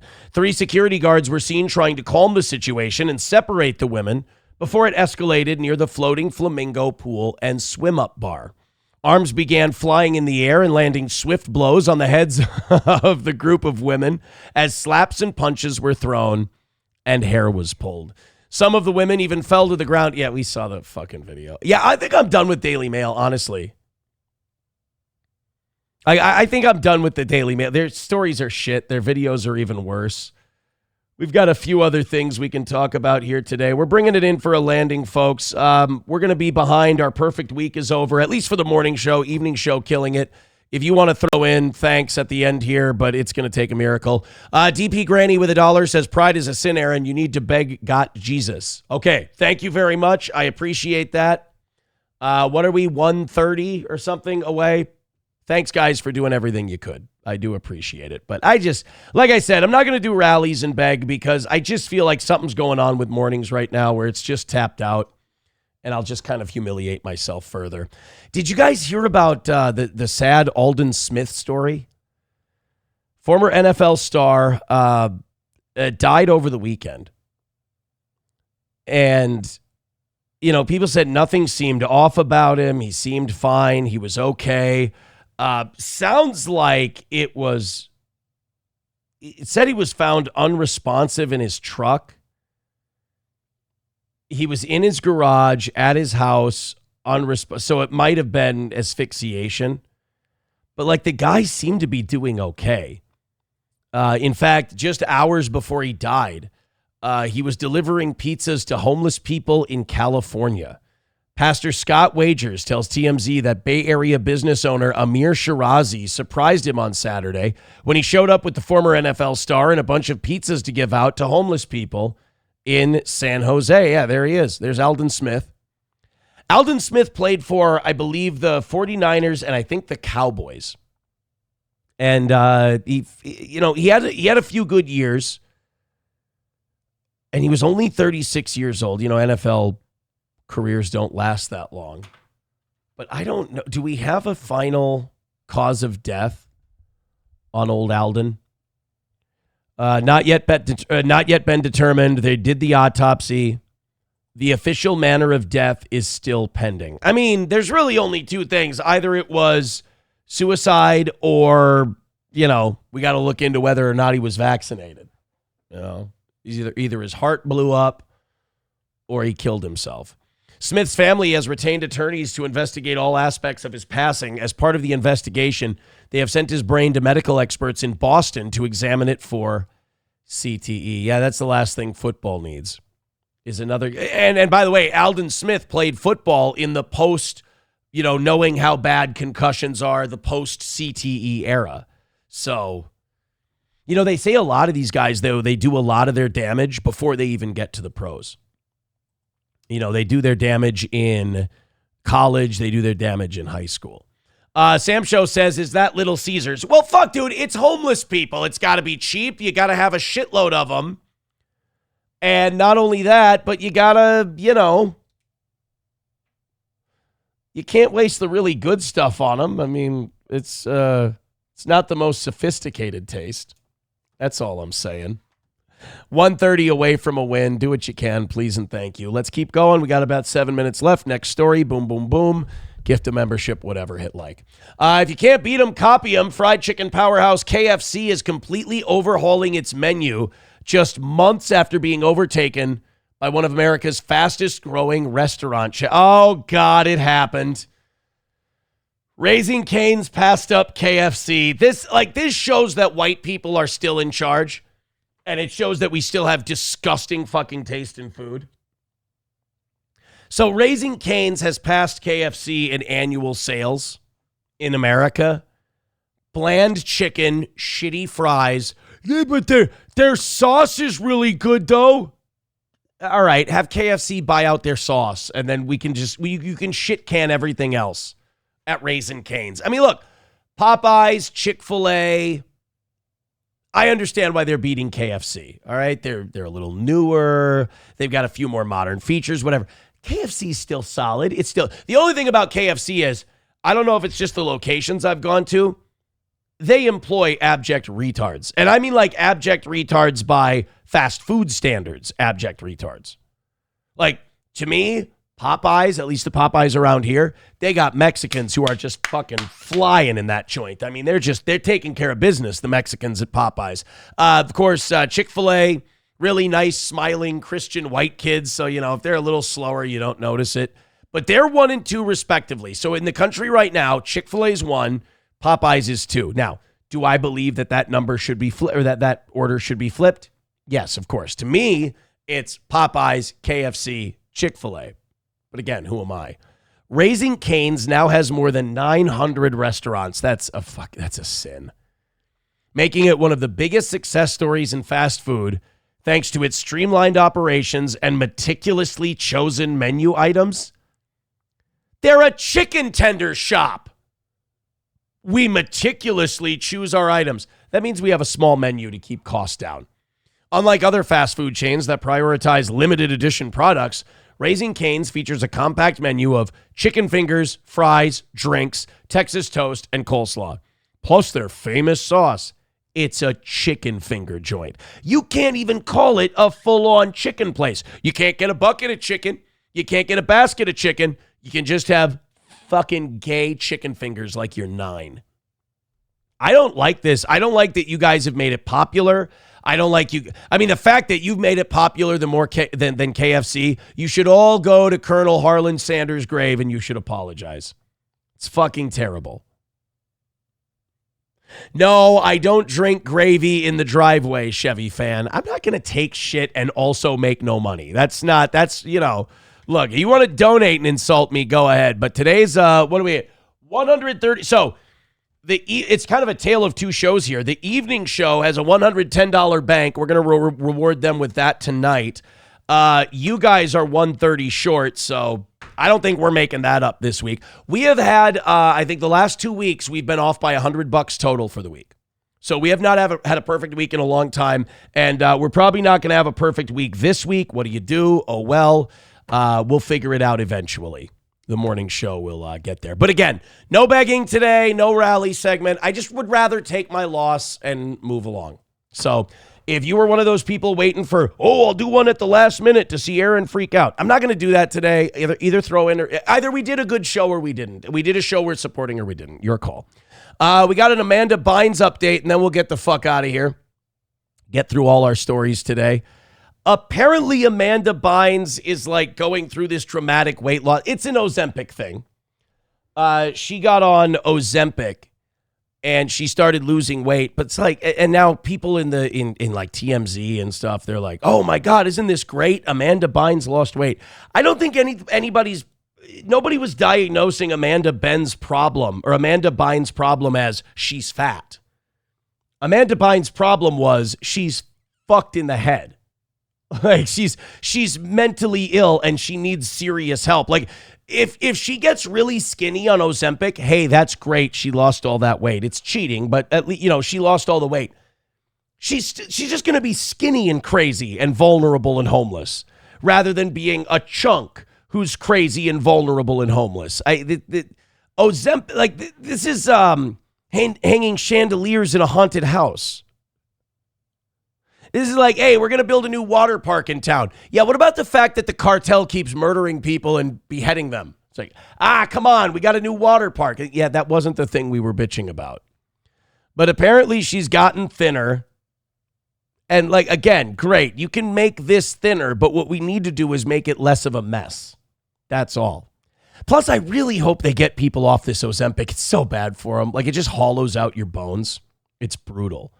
$1 from Veldrain. Thank you very much. I'm not going to play that N-word drop for $1. Look, we're way off today. We lost by a lot.